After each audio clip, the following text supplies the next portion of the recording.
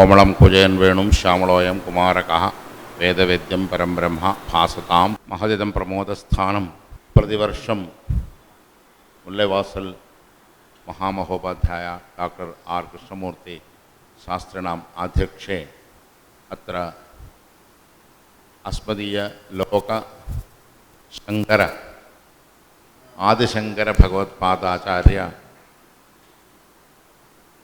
जयंती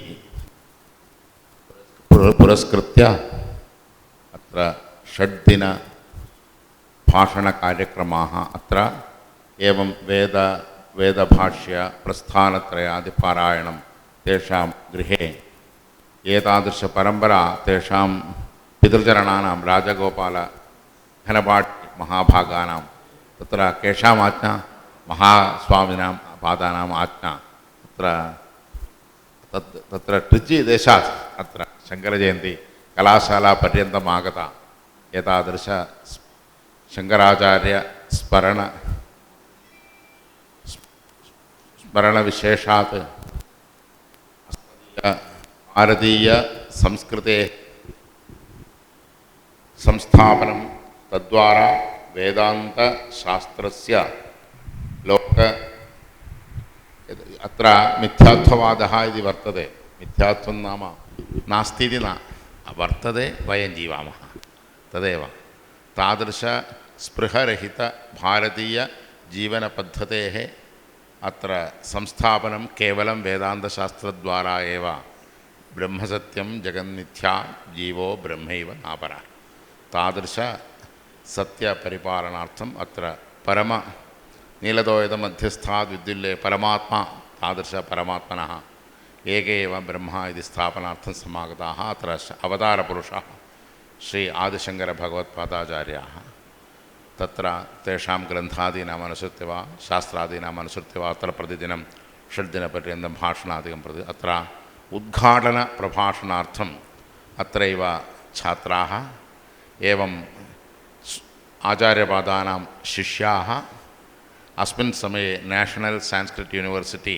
के देशीय संस्कृत विश्वविद्यालये ते प्रोफेसर् पदवी प्राचार्य पदवी अलङ्कुर्वन्ति तेषां महाभागानां तादृशविद्यापरम्परापि वर्तते एतादृश तदेव अहं वदिष्यामि तदर्थम् अत्र भाषणार्थम् अहं सतीशमहाशयान् अत्र प्रार्थयामि आगच्छन्तु मञ्चमलकुर्वन्तु इति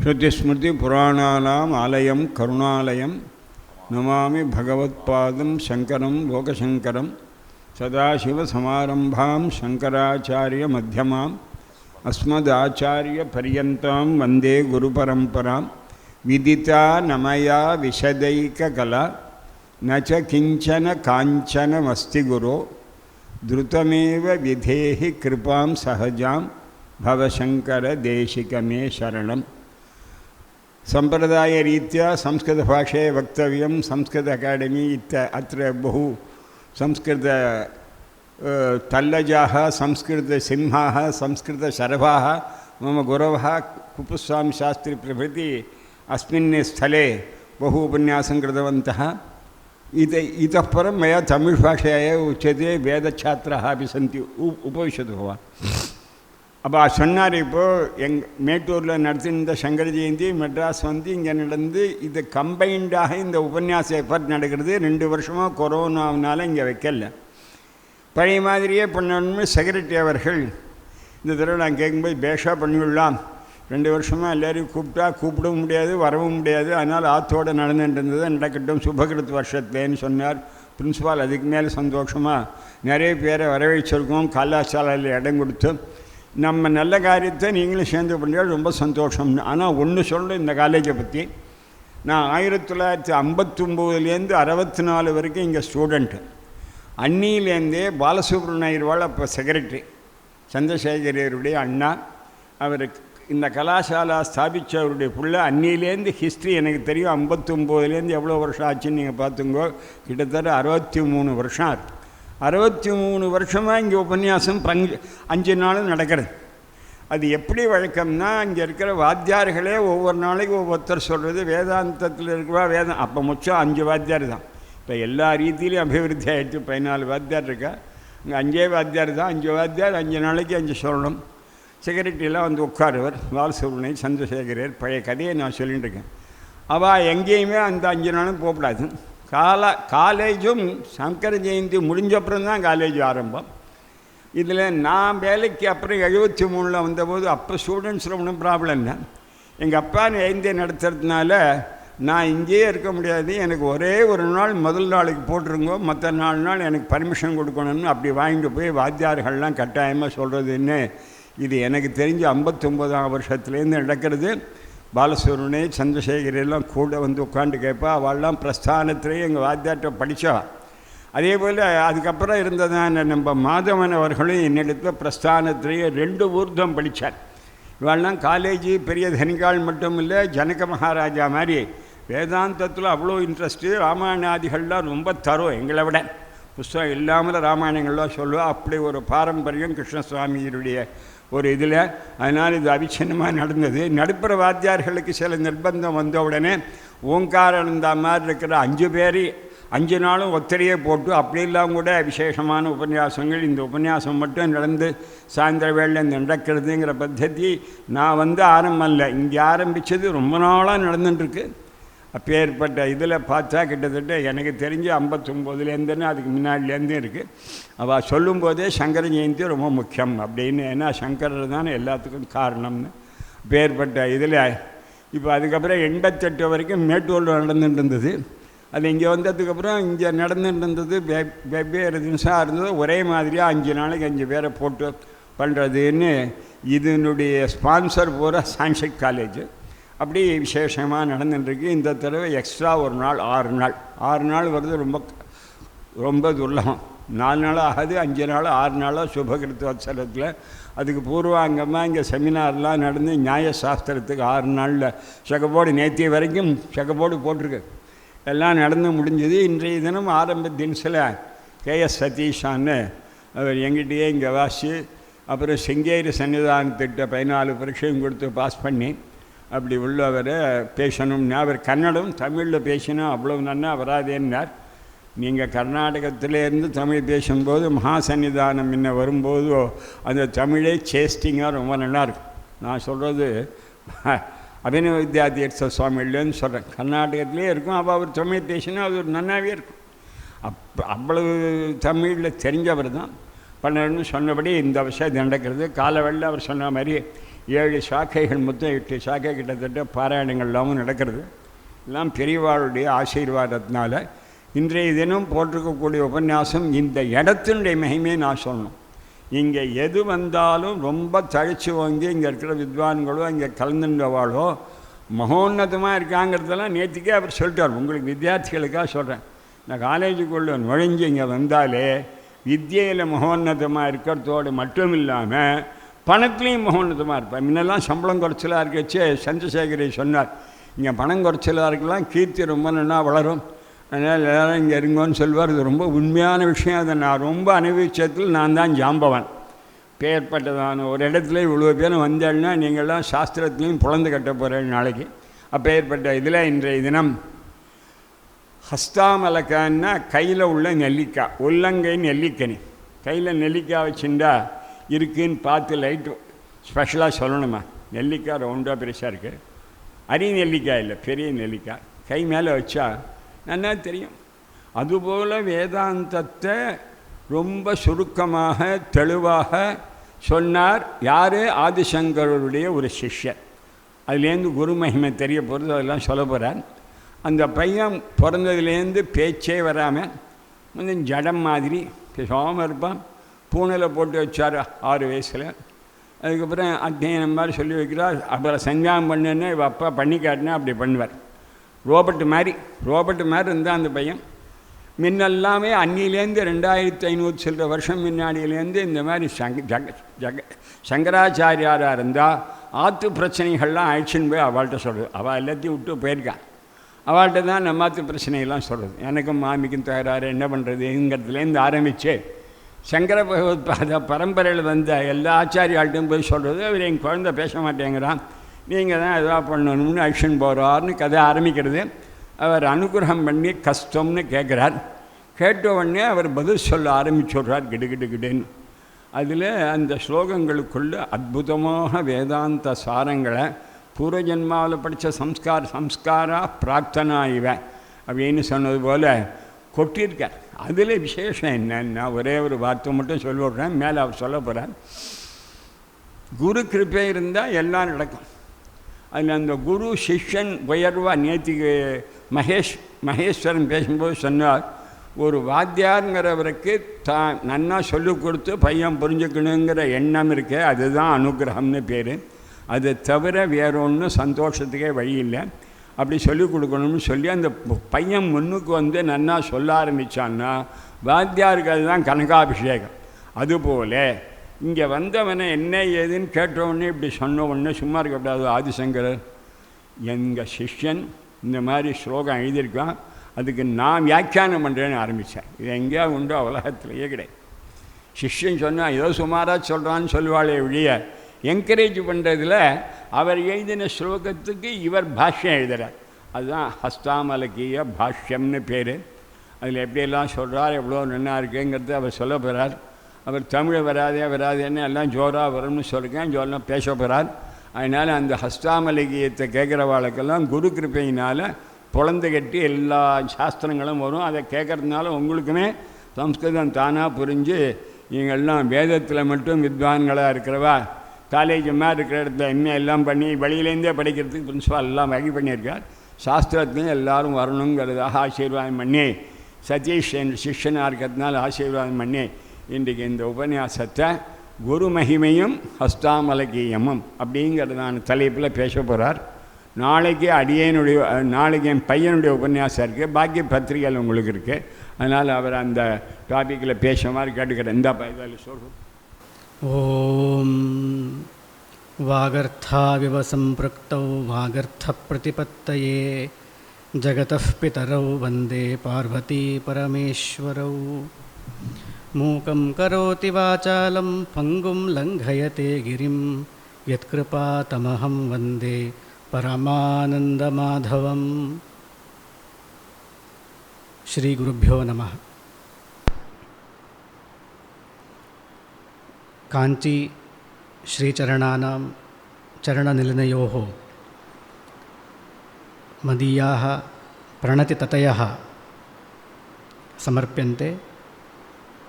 अस्मद्गुरुचरणानां पादकमलयोः प्रणतिः विनिवेद्य अस्मासु कृपावताम् अस्मासु प्रीतिवतां TPR महोदयाः तेषामपि चरणकमलयोः प्रणिपातं विनिवेद्य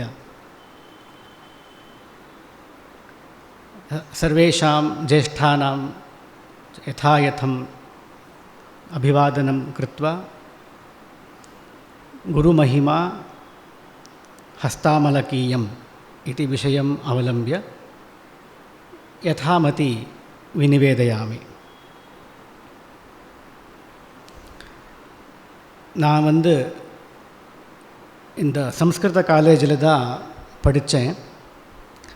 அந்த காலத்தில் உள்ளே வரும்பொழுதே எல்லா வாத்தியார்களும் சொல்கிறது இதுதான், யார் ஒருத்தன் இந்த சம்ஸ்கிருத காலேஜ் கேட்டு தாண்டி உள்ளே வந்துடுறானோ அவனுக்கு ஜீவனம் தன்யமாக ஆகும், எந்த விதமான கவலையும் இல்லை அப்படின்னு சொல்லியிருக்கிறது கேட்டிருக்கேன்.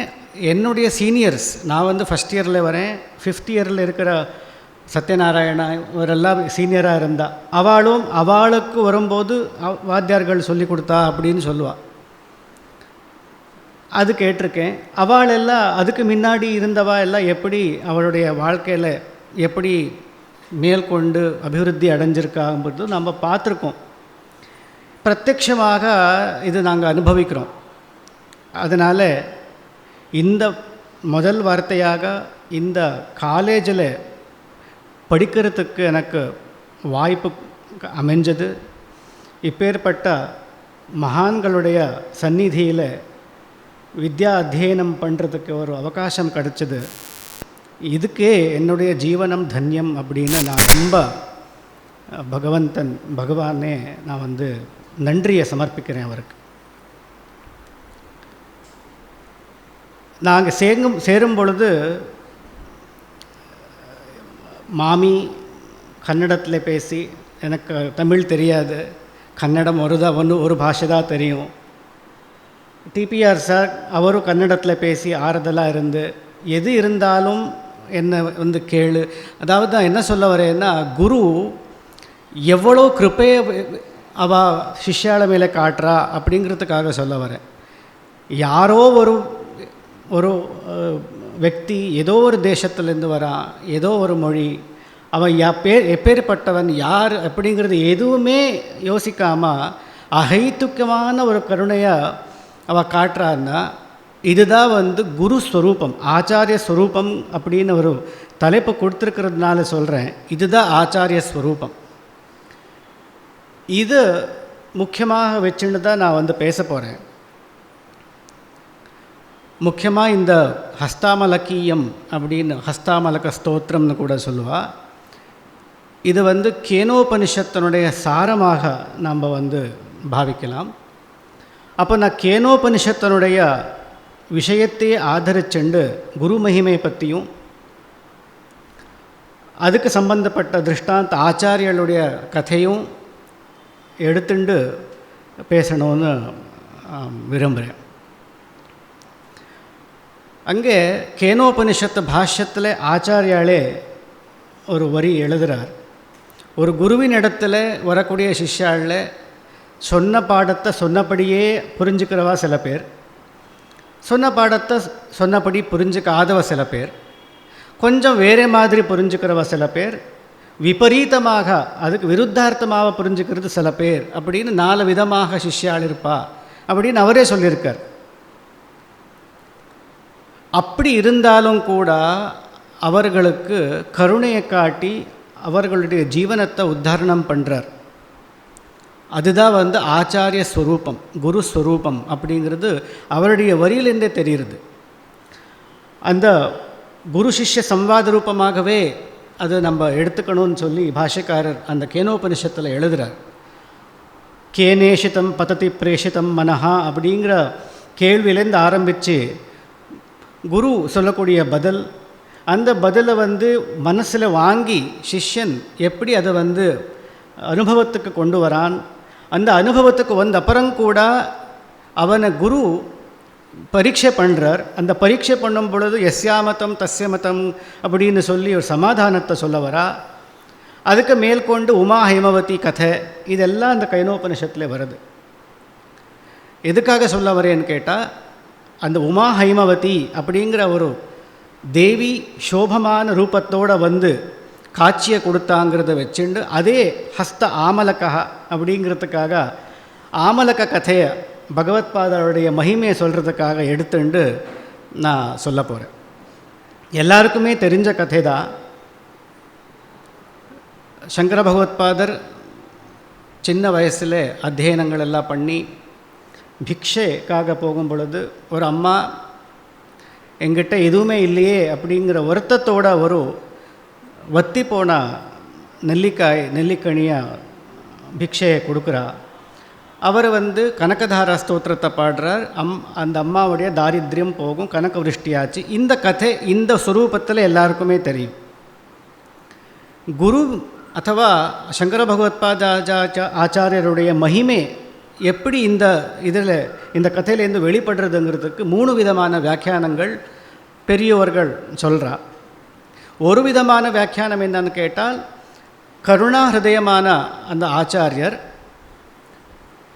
அம்பாளை பிரார்த்திக்கிறார். அங்கம் ஹரே புலகபூஷணம் ஆசிரியந்தி அப்படின்னு கனகதாரா ஸ்தோத்திரம்னு சொல்வா. அந்த ஸ்தோத்திரத்தை பாடுறார். அந்த தயா ஹிருதயமான அவர் அந்த ஸ்தோத்திரம் பண்ணவே தேவி பகுசோபமான ரூபத்தோட பிரத்யக்ஷமாயி அந்த அம்மாவுக்கு தாரித்திரத்தை போக்குறா அப்படிங்கிற ஒரு சாதாரணமான வியாக்கியானம்.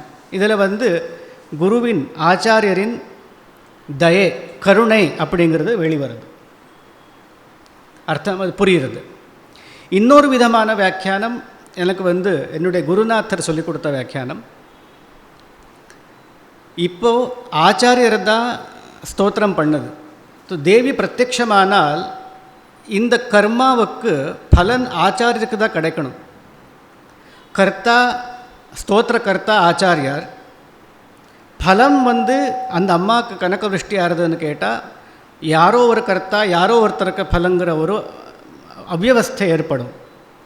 அதுக்காக எங்கள் வாத்தியார் எப்படி சொல்லி கொடுத்தாருன்னு கேட்டால், இவர் ஸ்தோத்திரம் பண்ணதுக்கு அம்பாள் பிரத்யக்ஷமானா அது வரைக்கும் சரி, அதுக்கு மேற்கொண்டு இந்த அம்மாவுக்கு தாரித்யம் இப்படி இருக்கே அப்படின்னு அவர் கேட்கவே, இது இவளுடைய பூர்வ ஜென்மத்தினுடைய பலன்தான். அந்த ஜென்மாவிலே எச்ச கையில் காக்கா கூட ஓட்டாத ஒரு ஜென்மம் அது, அதுக்கு உண்டான பலம் இந்த தாரித்யம் அனுபவிக்கிறா அப்படின்னு பதில் அந்த தேவி கொடுக்கும் பொழுது, இவர் இந்த வட்டு பிரம்மச்சாரி வேதாத்தியனம் பண்ணக்கூடிய ஒரு வட்டுவுக்கு தானம் பிக்ஷை கொடுத்துருக்காளே, இதுக்கு என்ன பலம்னு கேட்குறார்.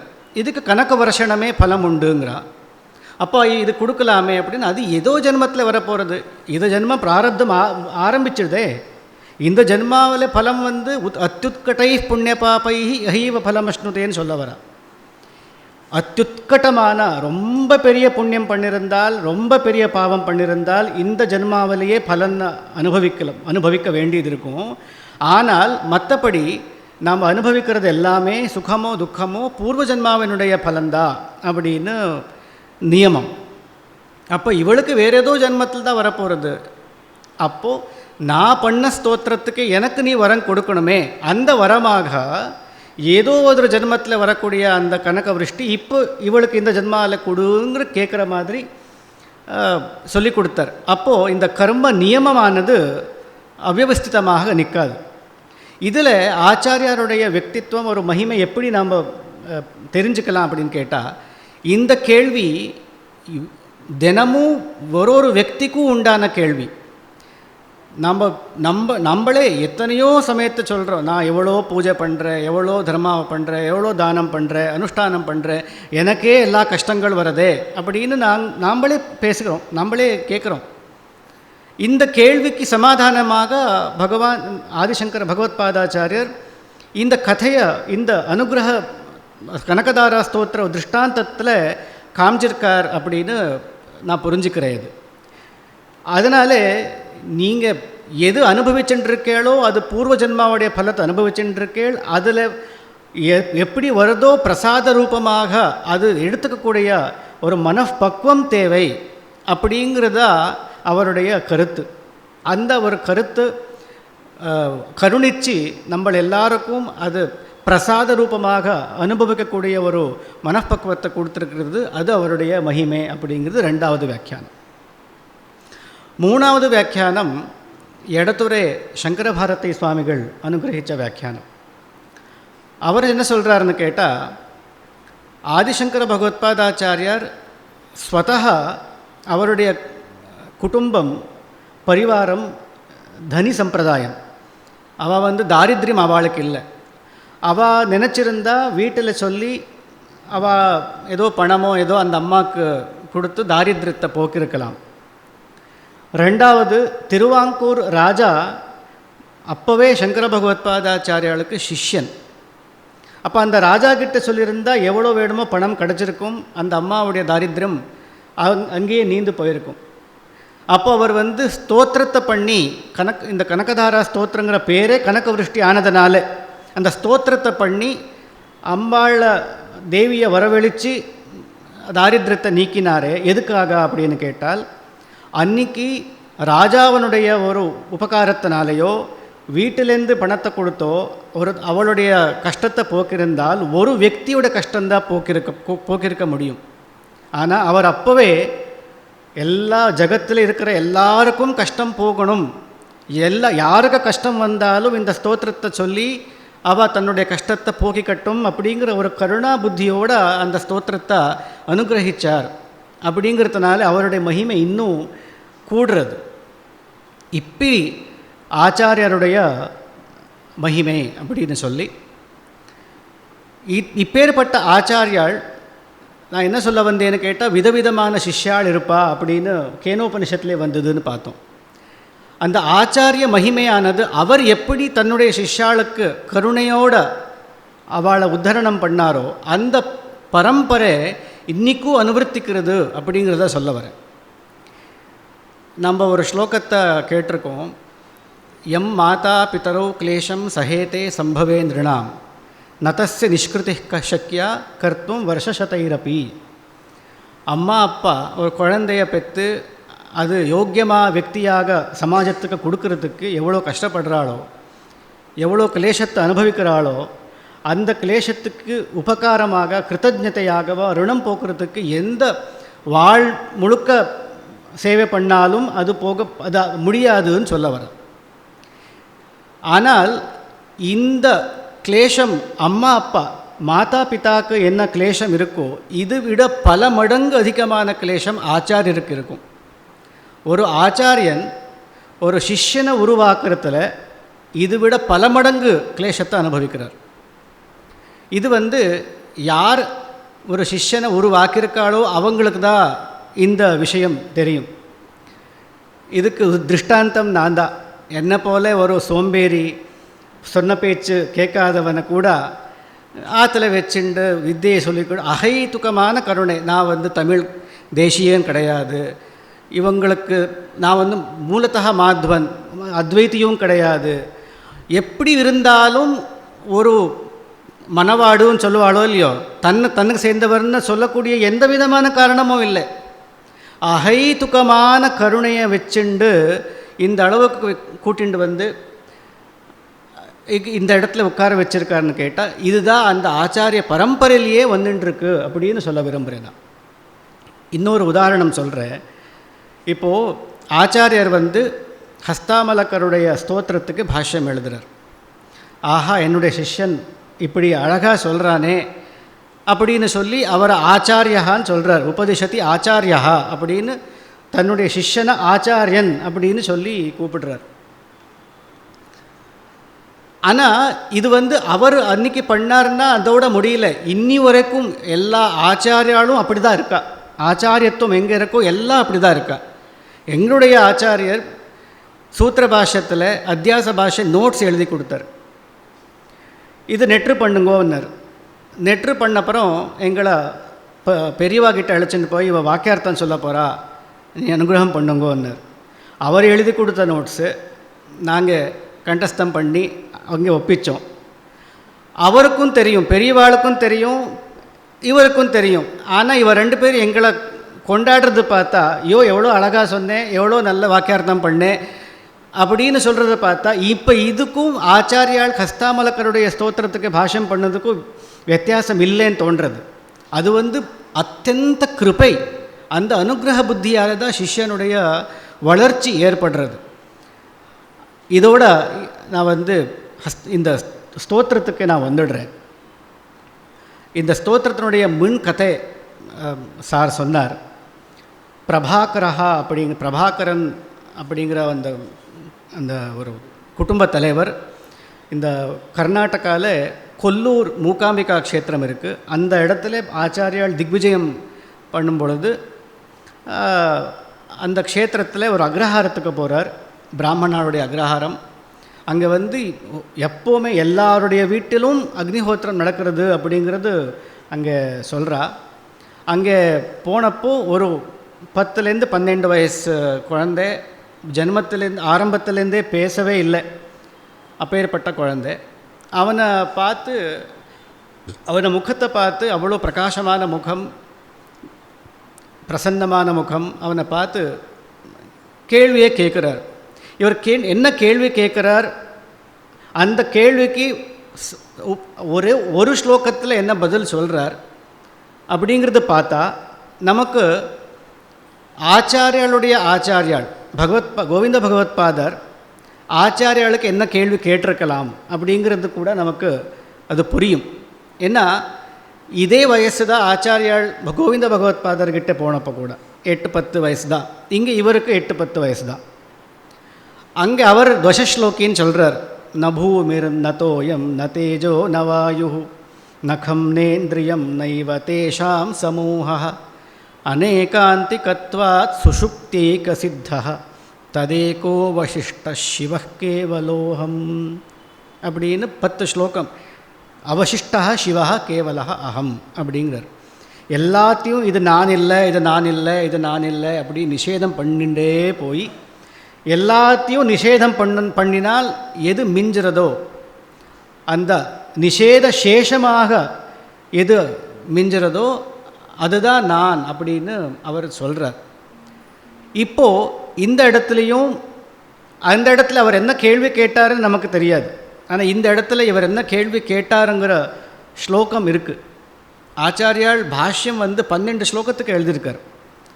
ஆனால் அதுக்கு முன்னாடி 2 ஸ்லோகம் பரம்பரையில் வருது. அது என்னன்னு கேட்டால் ஒரு ஸ்லோகம் ஆச்சாரியுடைய பிரஷ்ன ஸ்லோகமாகவும் அதுக்கு சமஷ்டி சமாதானமாக ஒரு ஸ்லோகமும் சம்பிரதாயத்தில் கிடைக்கிறது. அந்த சமஷ்டி ஸ்லோகத்தில் சொன்னக்கூடிய கடைசி வரி தன்னுடைய ஸ்வரூபத்தை என்ன சொல்கிறாளோ அதனுடைய வியாக்கியான ரூபமாக மற்ற 12 ஸ்லோகம் அப்படின்னு வச்சுக்கலாம். அப்போ அந்த 12 ஸ்லோகங்களுக்கு ஆச்சாரியால் பாஷ்யத்தை எழுதியிருக்கார். இந்த ஸ்லோகம் பார்த்தீங்கன்னா நம்ம ஒரு 10-12 வயசு பையனை பார்த்தா எப்படி ஒரு பெரியவா பேசுவாளோ அப்படி தான் இருக்குது. இந்த பாஷையே அப்படி தான் இருக்குது. நம்ம என்ன கேள்வி கேட்குறோமோ நைசர்கிகமாக நேச்சுரலி என்ன கேட்குறோமோ அப்படி தான் அந்த கேள்வியே இருக்குது. கஸ்துவம் சிஷோ, குழந்தை யார் நீ? கஸ்ய, யாரோட குழந்தை நீ? குதோ சிகந்தா, எங்கிருந்து வர, எங்கே போகிற? கிம் நாமதே த்வம் குத ஆகதோசி, உன்னுடைய பேர் என்ன, எங்கே போகிற? இந்த கேள்விகள் எல்லாம் சாதாரணமாக ஒரு பேச்சுக்காக கேட்குறது. ஒரு குழந்தை பேசணும், அந்த குழந்தை அழகாக இருக்குது, நம்ம பெரியவா எல்லோரும் அப்படி தான் பண்ணுறா. பேசும் பொழுது இப்படி தான் கேள்வி கேட்குறா. யார் நீ குழந்தை, அம்மா பேர் என்ன, அப்பா பேர் என்ன, எங்கிருந்து வர, எங்கே போகிற, இந்த கேள்வி தான் கேட்குறா. இதுதான் அவர் கேட்டிருக்கார். ஏதன்மயோக்தம் வதச்சா அர்பகத்வம், அர்பகா அப்படிங்கிற, ஏ குழந்தை நான் கேட்குறேனே சமாதானம் சொல்லு, பதில் சொல்ல மாட்டியா? மத் பிரீத்தையே, நீ சொன்னால் எனக்கு சந்தோஷமாக இருக்கும். பிரீத்தி விவர்தனோசி, நீ உன்னை பார்த்தாலே பிரீத்தி விவர்தனா, பிரீத்தி உன் மேலே உனக்கு அன்பு ஏற்படுறது. நீ பேசினால் இன்னும் எனக்கு சந்தோஷமாக இருக்கும், நீ சொல்லு அப்படின்னு தூண்டி விடுறார். அது வரைக்கும் மூக்கமாக இருக்கக்கூடிய இந்த குழந்தை சமாதானம் சொல்லும். அப்போ இந்த மாதிரி கேள்வி தான் கோவிந்த பகவத் பாதர் கேட்டிருக்கலாம் அப்படின்னு நம்ம அனுமானம் பண்ணலை. ஏன்னா இதே வயசில் ஒரு பையன் போய் நிற்கும் பொழுது பெரியவா இப்படி தான் கேட்பா அப்படின்னு நினச்சிண்டா. இவர் சொல்கிற இந்த பதிலும் ஆச்சாரியால் அங்கே கொடுத்த பதிலும் ஒரே மாதிரி இருக்குது. நாஹம் மனுஷ்யோ நச்ச தேவயக்ஷௌ ந பிராமண க்ஷத்ரிய வைஷ்ய சூத்ராः ந பிரம்மச்சாரி ந கிருஹீ வனஸ்தः பிக்ஷுர்ன சாஹம் நிஜபோதரூபா. அவர் அங்கே 10 ஸ்லோகத்தில் வேறு வேறு விஷயத்தை எடுத்துன்னு நிஷேதம் பண்ணார். அவர் எத்தனை நிஷேதங்கள் பண்ணாரோ 10 ஸ்லோகத்தில் அத்தனையும் இவர் ஒரு ஸ்லோகத்தில் காமிச்சிருத்தார். நாகம் மனுஷ்யா அப்படிங்கிற இடத்துல அங்கே நபூமிர் நதோயம் தேஷாம் சமூகா இல்லை. அங்கிருந்து நாகம் மனுஷ்யா வரைக்கும் அவர் ஆச்சாரியால் வந்துட்டார். அங்கே மனுஷ்ய பசு பக்ஷி இத்தியாதி ஜன்மஜாத பேதங்கள் எனக்கு இல்லை அப்படிங்கிற அர்த்தம். ஆச்சாரியால் சொன்னதும் இவர் சொல்கிறதும் ஒரே மாதிரி இருக்குது. மனுஷ்ய தேவ யக்ஷ இப்படி பிறப்பிலேருந்து வரக்கூடிய பேதங்கள் எனக்கு இல்லை, ஜன்மத்தா வரக்கூடிய பேதங்கள் எனக்கு இல்லை. ந பிராமண க்ஷத்ரிய வைஷ்ய சூத்ராக, கர்மாவை வச்சுண்டு குணத்தை வச்சுண்டு இந்த பேதங்கள்னு சொல்லுவாள். பகவத்கீதை வச்சுன்னு சொன்னால் சாத்துர்வர்ணியம் மயா சிருஷ்டம் குணகர்ம விபாகஷா, இந்த குணகர்மத்தை வச்சுண்டு இந்த பேதங்கள் எனக்கு இல்லை அப்படின்னு சொல்கிறதாக முதல் இந்த மனுஷ்ய தேவ யக்ஷ இது நான் இல்லைன்னு சொல்கிறது ஜாதித்தா ஜன்மத்தகான்னு வச்சுண்டால் குணத்தை கொண்டு கர்மாவை கொண்டு வரக்கூடிய பேதங்கள் கூட எனக்கு இல்லை அப்படின்னு நிஷேதம் பண்ணுற போல தெரியுது. அதுக்கப்புறம் இப்போ இருக்கிறச்சையே என்னுடைய ஸ்திதி என்ன அப்படின்னு கேட்டால் பிரம்மச்சாரி வானப்பிரஸ்தா கிரகஸ்தா வானப்பிரஸ்தா பிக்ஷு அப்படின்னு 4 ஆசிரமங்கள் வருது. எது என்னுடைய விவகாரத்தை கொண்டு வர்றது. நான் எப்படி நான் விவகாரம் பண்ணிட்டு இருக்கேன், என்னுடைய சமாஜத்தினுடைய ஸ்திதி எப்படி இருக்குது சமாஜத்தில், அதை கொண்டு என்னுடைய ஒரு பொசிஷன் சொல்லலாம். அந்த விதமான பேதமும் எனக்கு இல்லை அப்படின்னு 3 கேட்டகரைஸ் பண்ணி நிஷேதம் பண்ணும் பொழுது ஆச்சாரியாளுடைய தசஸ்லோக்கிய மொத்த பாவமும் இந்த 3 வரியில் வந்துடுத்து. அங்கே அவர் எப்படி ததேக்கு அவசிஷ்டா சிவ கேவலோகம் அப்படின்னு சொன்னாரோ, அந்த அவசிஷ்டமானது என்ன அப்படின்னு பார்த்தா ஜாகிரத் சொப்த சுஷுப்தியாதிகள் எல்லாத்தையும் நிஷேதம் பண்ணி, அவஸ்தைகள் எல்லாம் நிஷேதம் பண்ணி, அங்கே மிஞ்சுறது என்ன, அவசிஷ்டமானது என்னன்னு கேட்டால் கேவல சைத்தன்ய ரூபம், சித் ஸ்வபாவம், சம்வித் அப்படின்னு சொல்லுவோம். அதுதான் அங்கே மிஞ்சுறதுன்னு சொல்லுவோம். இவரும் அதை தான் சொல்கிறார், நிஜபோத ரூபா அப்படின்னார். கேவல ஞான ரூபமாக நான் இருக்கேன். அதுவும் எப்படி சொல்லணும்னு கேட்டால் நிஷேத பரமாதா சொல்லணும். எல்லாமே நிஷேதப்படுத்தி எது மிஞ்சுறதோ அதுதான் இந்த போத ரூபமாக இருக்குன்னு சொல்கிறது தான் இங்கே சமாதானம் சொல்கிறார். இதுக்கு மேற்கொண்டு நிஜபோத ரூபா அப்படிங்கிறதுக்கு தான் வியாக்கியானம் 12 ஸ்லோகம். எப்படி சைத்தன்ய மாத்திர ரூபமாக எப்படி இருக்க முடியும், ஞான மாத்திரமே வடிவமாக எப்படி இருக்க முடியும் அப்படிங்கிறது இந்த அடுத்த ஸ்லோகங்கள்லேருந்து ஆரம்பித்து நம்ம பார்க்க போகிறோம். அப்போ ஆச்சாரியாளுக்கு தன்னுடைய பிரதிபிம்பமே பார்த்த மாதிரி இருக்கும் அப்படின்னு நம்ம பாவிக்கலாம். அவருடைய குருவுக்கு என்ன சமாதானம் சொன்னாரோ அவருக்கு அவருடைய சிஷ்யனால் அந்த சமாதானம் கிடைக்கிறது. ஒரு சைக்கிள் கம்ப்ளீட் ஆகிறது. அதுக்கு மேல் கொண்டு நிஜபோத ரூபகான்னு சொன்னால் அதுக்கு என்ன அர்த்தம்னு அவர் சொல்கிறார். இதுக்கு மேல் கொண்டு எல்லாம் கேனோபனிஷத்தினுடைய பாவம்தான். இந்த நிஜபோத ரூபகான்னு சொல்கிறது கூட கேனோபனிஷத்தினுடைய உபதேசந்தான். பிரதிபோத விதித்தம் மதம் அமிர்தத்துவம் ஹி விந்ததே அப்படின்னு முக்கியமான அந்த கேனோபனிஷத்தினுடைய சாரபூதமான மந்திரமே அதுதான், பிரதிபோத விதித்தம் மதம் அப்படிங்கிறது. அதுக்கு பூரகமாக மற்ற கேள்வி பதில் பிரஷ்ன சமாதானங்கள் எல்லாம் அதுக்கு பூரகமாக தான் போகிறது. கேனேஷிதம் பதத்தை பிரேஷிதம் மனஹான்னு ஆரம்பித்ததுலேருந்து அந்த உமா ஹைமவதி கதை வரது இருக்கட்டும், எல்லாமே மொத்தம் கேனோபனிஷத்தை ஒரு இது பார்த்தோமானா அதனுடைய ஹிருதயம் அப்படின்னா பிரதிபோத விதித்தம் மதம் அப்படிங்கிற மந்திரம்தான். அதே போல தான் இங்கே நிஜபோத ரூபகான்னு சொல்லிட்டு அதனுடைய வியாக்கியானமாக கேனோபனிஷத்தில் சொல்கிற மாதிரியே உபதேசத்தை சொல்கிறார். நிமித்தம் மனச்சக்ஷுராதி பிரவருத்தௌ நிரஸ்தாகிலோபாதிராகாசகல்பः ரவிர்லோகசேஷ்டா நிமித்தம் யதா யः ச நித்யோபலப்திஸ்வரூபோஹமாத்மா. நித்திய உபலப்திஸ்வரூபா, உபலப்தினா போதனாலும் ஒன்று தான். நிஜபோத ரூபா அப்படின்னு சொன்னது தான் நித்திய உபலப்திஸ்வரூபான்னு சொல்கிறார். உபலப்தினாலும் ஒன்று தான், போதனாலும் ஒன்று தான், ஞானம் அப்படின்னு அர்த்தம். இதை எப்படி நம்ம புரிஞ்சுக்கிறது, நான் ஞான ரூபமாக இருக்கேன் அப்படிங்கிறது எப்படி இதை புரிஞ்சிக்க முடியும் அப்படின்னா, இந்த ஒரு விஷயத்தை சொல்லிக் கொடுக்கறதுனால தான் கேனோபனிஷத் ரொம்ப முக்கியமான உபனிஷத். அதனால தான் ஆச்சாரியால் அதுக்கு தனியான ஒரு கௌரவத்தை கொடுத்துருக்கார். 2 பாஷ்யம், பதபாஷ்யம்னு வேறு, வாக்கிய பாஷ்யம்னு வேறு எந்த உபனிஷத்துக்கும் இப்படி கிடையாது. ஆச்சாரியாலே அந்த ஒரு இம்பார்ட்டன்ஸை கொடுத்துருக்கார் அந்த உபனிஷத்துக்கு. சிஷ்யனானவன் கூட அந்த உபனிஷத்தினுடைய பாவத்தை தான் தன்னுடைய அனுபவமாக சொல்கிறான். அப்போது அங்கே என்னன்னு கேட்டால், மனசு கேனேஷிதம் பதத்தி பிரேஷிதம் மனஹா, இந்த மனசு எல்லா இடத்துக்கும் போய் சேர்றது, கண்ணு அந்தந்த விஷயங்கள் போய் சேர்றது, சம்பந்தம் ஏற்படுத்திக்கிறது, காது கேட்குறது, எல்லாம் தானாக பிரவர்த்திக்கிற மாதிரி இருக்கே, இது எப்படி போய் சேர்றது, யார் இதை தூண்டி விடுறா அப்படின்னு கேள்வி கேட்டு அங்கே என்ன சமாதானம் சொன்னாரோ, ஆத்மா தான் அதுக்கு காரணம், நிமித்தம், சக்ஷுஷு ஸ்ரோத்ரஸ்ய ஸ்ரோத்திரம் மனசோ மனஹா அப்படின்னு சொல்ல வரார். இங்கேயும் மேலே வரப்போகிறது, கண்ணுக்கு கண்ணாக, காதுக்கு காதாக, மனசுக்கு மனசாக அந்த ஆத்மஸ்வரூபம் இருக்குது அப்படின்னு கேனோபனிஷத்தில் வருது. அதுதான் இங்கேயும் நிமித்தம் அப்படின்னு. நிமித்தம்னா காரணம், ஹேத்து. எதுக்குன்னு கேட்டால் மனச்சக்ஷுராதி பிரவருத்தௌ, மன ஆதி பிரவருத்தௌ சக்ஷுராதி பிரவருத்தௌ நிமித்தம்.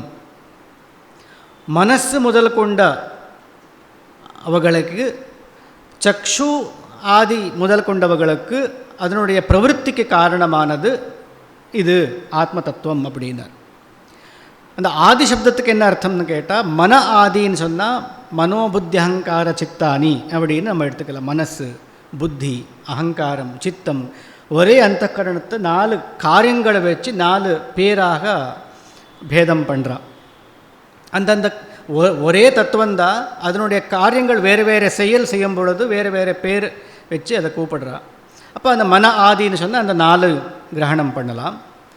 சக்ஷுர் ஆதின்னு சொன்னால் 5 ஞானேந்திரியம், 5 கர்மேந்திரியம். சக்ஷு, ஸ்ரோத்ரம், ரசனம், கிராணம் அப்படிங்கிறதெல்லாம், தொக்கு அப்படிங்கிறது இந்த ஞானேந்திரியத்தை எடுத்துண்டு, கர்மேந்திரியம் வாக்பாணி பாத பாயுபஸ்தங்கள் கர்மேந்திரியங்களை எடுத்துண்டால் எத்தனை எல்லா இந்திரியங்களையும் அதனுடைய சேஷ்டைக்கு, அதனுடைய பிரவருத்திக்கு காரணமாக இந்த ஆத்ம தத்துவம் இருக்குது அப்படின்னு அர்த்தம் புரியுறது. அப்போது அதோட சம்பந்தம் ஏற்படுத்திட்டு இருக்கா? ஒரு வஸ்து இன்னொரு வஸ்துக்கு காரணமாக இருக்குது அப்படின்னா 2 சம்பந்தம் இருக்குதுன்னு அர்த்தம். சம்பந்தம் இல்லாமல் நான் அது காரணமாக இருக்கேன்னு சொல்ல முடியாது. அப்போ இந்த ஆத்ம தத்துவம் மனசுக்கும் எல்லா இந்திரியங்களுடைய பிரவருத்திக்கும் காரணமாக இருக்குதுன்னா சம்பந்தம் இருக்குதுன்னு தானே அர்த்தம் அப்படின்னு கேட்டால், உடனே அடுத்த வரியில் சொல்கிறார், நிரஸ்த அகில உபாதிஹி அப்படின்னு.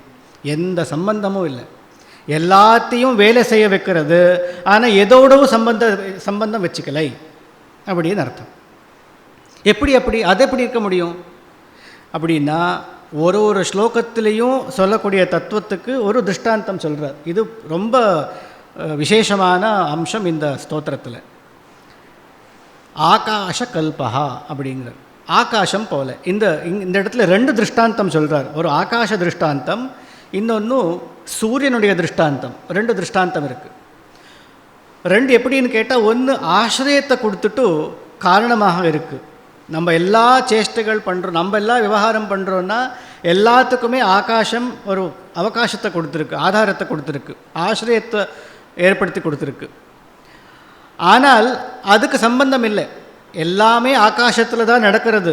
ஆகாசம் இல்லைன்னா எந்த வேலையும் நடக்காது. ஆனால் ஆகாசம் எதோடு சம்பந்தப்படுத்திக்கலை.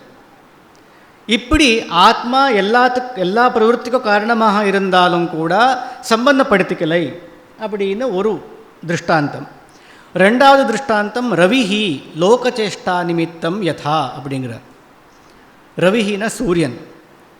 லோகத்தில் எல்லாருடைய வேலை ஆரம்பிக்கிறதே சூரியோதயத்திலேருந்து ஆரம்பிச்சுதா. சூரியன் உதயம் ஆகும் பொழுது எல்லா பிரவருத்தியும் ஆரம்பிக்கிறது பழைய காலத்தில். இப்போ எல்லா பிரவருத்தியும் ராத்திரியில் நடக்கிறது. பகலில் சூரியோதயத்தை ஆரம்பித்து 10 மணி வரைக்கும் 11 மணி வரைக்கும் தூங்கி அதுக்கப்புறம் மெதுவாக எழுந்துண்டு பண்ணுறது வேறு விஷயம். என்ன இருந்தாலும் பிரவருத்திக்கு காரணம் சூரியன். அது சக்தியை கொடுக்கறது, சைத்தன்யத்தை கொடுக்கறது எல்லாமே சூரிய பகவான் தான். அந்த சூரிய பகவான் எல்லா சேஷ்டைக்கு காரணமாக இருந்தாலும் கூட, லோக சேஷ்டைக்கு காரணமாக இருந்தாலும் கூட ஒட்டி இருக்கிறது இல்லை. எங்கேயோ ஒரு இடத்துல சேரு இருக்குதுன்னு கேட்டால் அது பிரகாசப்படுத்தினாலும் அந்த சேரோட ஒட்டுறதில்லை சூரியன். யார் என்ன சேஷ்டை பண்ணாலும் அதுக்கு காரணமாக இருப்பானே தவிர ஸ்வதா சம்பந்தப்படுத்திக்கிறது இல்லை. எப்படியோ அப்படி இந்த ஆத்ம சைத்தன்யமானது எல்லாத்துக்குமே நிமித்தமாக இருந்து கூட தன்னை சம்பந்தப்படுத்திக்கலை அப்படின்னு இந்த முதல் ஸ்லோகத்துக்கு நம்ம அர்த்தம். இன்னொரு விஷயம் என்னன்னு கேட்டால், இந்த 12 ஸ்லோகம் இதுக்கு மேல் கொண்டு இருக்கே, இதெல்லாமே யுகலம்னு நம்ம புரிஞ்சுக்கணும். 2 ஸ்லோகம் ஒரு பொருளை சொல்ல வர்றது. ஒரு முதல் ஸ்லோகத்தில் ஒரு விஷயத்தை சொல்லி அது இன்னொரு அழகாக அடுத்த ஸ்லோகத்தில் விவரணம் பண்ணுறார். அடுத்த 2 ஸ்லோகத்துக்கு வேறு விஷயம், அதுக்கு அடுத்த 2 ஸ்லோகத்தில் வேறு விஷயம். இப்படி 12னா 6 விஷயங்களை சொல்லி 2 ஸ்லோகம் யுகலமாக அவர் சொல்லியிருக்கார். அப்போ இதனுடைய விஷயத்தையே இன்னும் விளக்கிறதுக்காக சொல்கிறார். அப்போ எப்படி இப்போ ஞானம் ஏற்பட்டதுனால் ஆத்மா ஞான ரூபம்னு சொல்கிறேள், நிஜபோத ரூபகான்னு சொல்ல வரேள். அது எதுக்குமே எல்லா பிரவருத்திக்கும் காரணமாக இருக்குது, சம்பந்தப்படுத்திக்கலேன்னு சொல்கிறேள். அது எப்படி இருக்க முடியும் அப்படின்னு கேட்டால், ஞானம் அப்படின்னாலே ஒரு இந்திரியம் ஒரு விஷயத்தோட சம்பந்தம் ஏற்படுத்தினால் மனசுக்குள்ளே இல்லை ஆத்மாவுக்குள்ளே ஞானம் ஏற்படுறது அப்படின்னு ஒரு மதம் இருக்குன்னு வச்சுங்களேன். ஆத்மாவில் ஞானம் ஏற்படுறது, அப்புறம் ஞானம் போகிறது. ஞானம் போகிறதுக்கு நிறைய காரணங்கள் இருக்குது. அதுவே தானாக சில க்ஷணங்கள் அப்புறம் ஒரு க்ஷணத்திலே போயிடும், க்ஷணிக விஞ்ஞானம் சில பேர். 2 க்ஷணம் நிற்கும் சில பேர். இல்லை அதுக்கு மேற்கொண்டு வேற ஒரு ஞானம் ஏற்பட்டால் இந்த ஞானம் போயிடும் அப்படின்னு சில பேர். அதுக்கு விரோதியான ஒரு ஆசை ஏற்பட்டாலும் ஞானம் போகும் அப்படின்னு சில பேர். எப்படி இருந்தாலும் வந்த ஞானம் நிற்கிறதில்லை. இன்னொரு ஞானம் வர வரைக்கும் இந்த ஞானம் அப்படியே நிற்கும் அப்படிங்கிறது கூட வேதாந்திகள் சொல்கிறா. விரோதி விருத்தியுதய பரியந்தம் ஸ்தாயித்வ அபிபகமாத் அப்படின்னு வேதாந்த பரிபாஷையில் சொல்கிறார். எப்படி இருந்தாலும் அது வரைக்கும் தான் இருக்குது, அதுக்கப்புறம் இருக்கிறது இல்லை. அப்போ எல்லா ஞானமும் உற்பத்தமாகிறது, அப்புறம் வினஷ்டமாகிறது, நாசமாகிறது. அப்போ ஞானம் அனித்தியம்னு சொன்னால் நிஜபோத ரூபா நித்திய உபலப்தி ஸ்வரூபோகம்னு நீங்கள் எப்படி சொல்கிறீள்? ஆத்மானு நித்தியமாக தானே இருக்கும், இது ஞானம்னா அனித்தியம் தானே, எப்படி இது சொல்ல முடியும் அப்படின்னு கேட்டால் அதுக்கு அடுத்து இந்த ஸ்லோகம்னு பார்த்தோன்னா யமக்னிஷ்ணவன் நித்யபோதஸ்வரூபம் மனச்சக்ஷுராதீன்யபோதாத்மகானி. இந்த மனச்சக்ஷுராதிகளை தூண்டி விடுறது தான் இது அப்படின்னு தானே முதல் ஸ்லோகத்தில் வந்தது.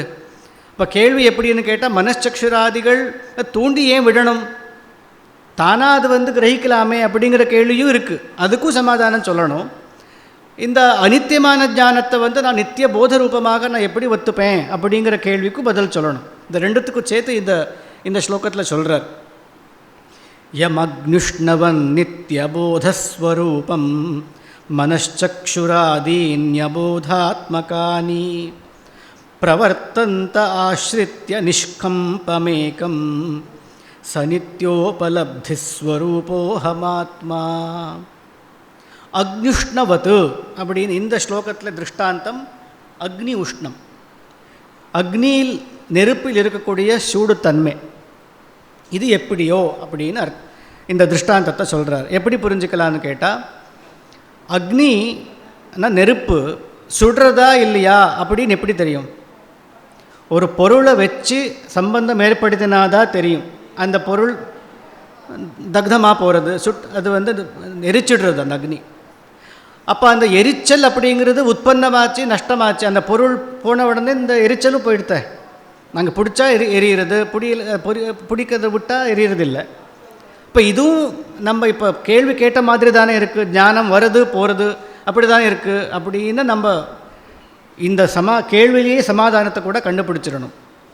எப்படி அக்னியோடைய சூடுத்தன்மை அதனுடைய எதை சுடணுமோ அந்த பொருளுடைய சம்பந்தம் ஏற்படுறதுக்கு முன்னையும் இருக்குது, அந்த சம்பந்தம் ஏற்பட்டப்பவும் கூட இருக்குது, அந்த சம்பந்தம் இல்லாத அந்த சம்பந்தம் போன அப்புறம் கூட அந்த சூடுத்தன்மைங்கிறது இருக்குது. 3 காலத்துலேயும் உஷ்ணத்துவம் அப்படிங்கிறது அக்னியில் இருக்குது.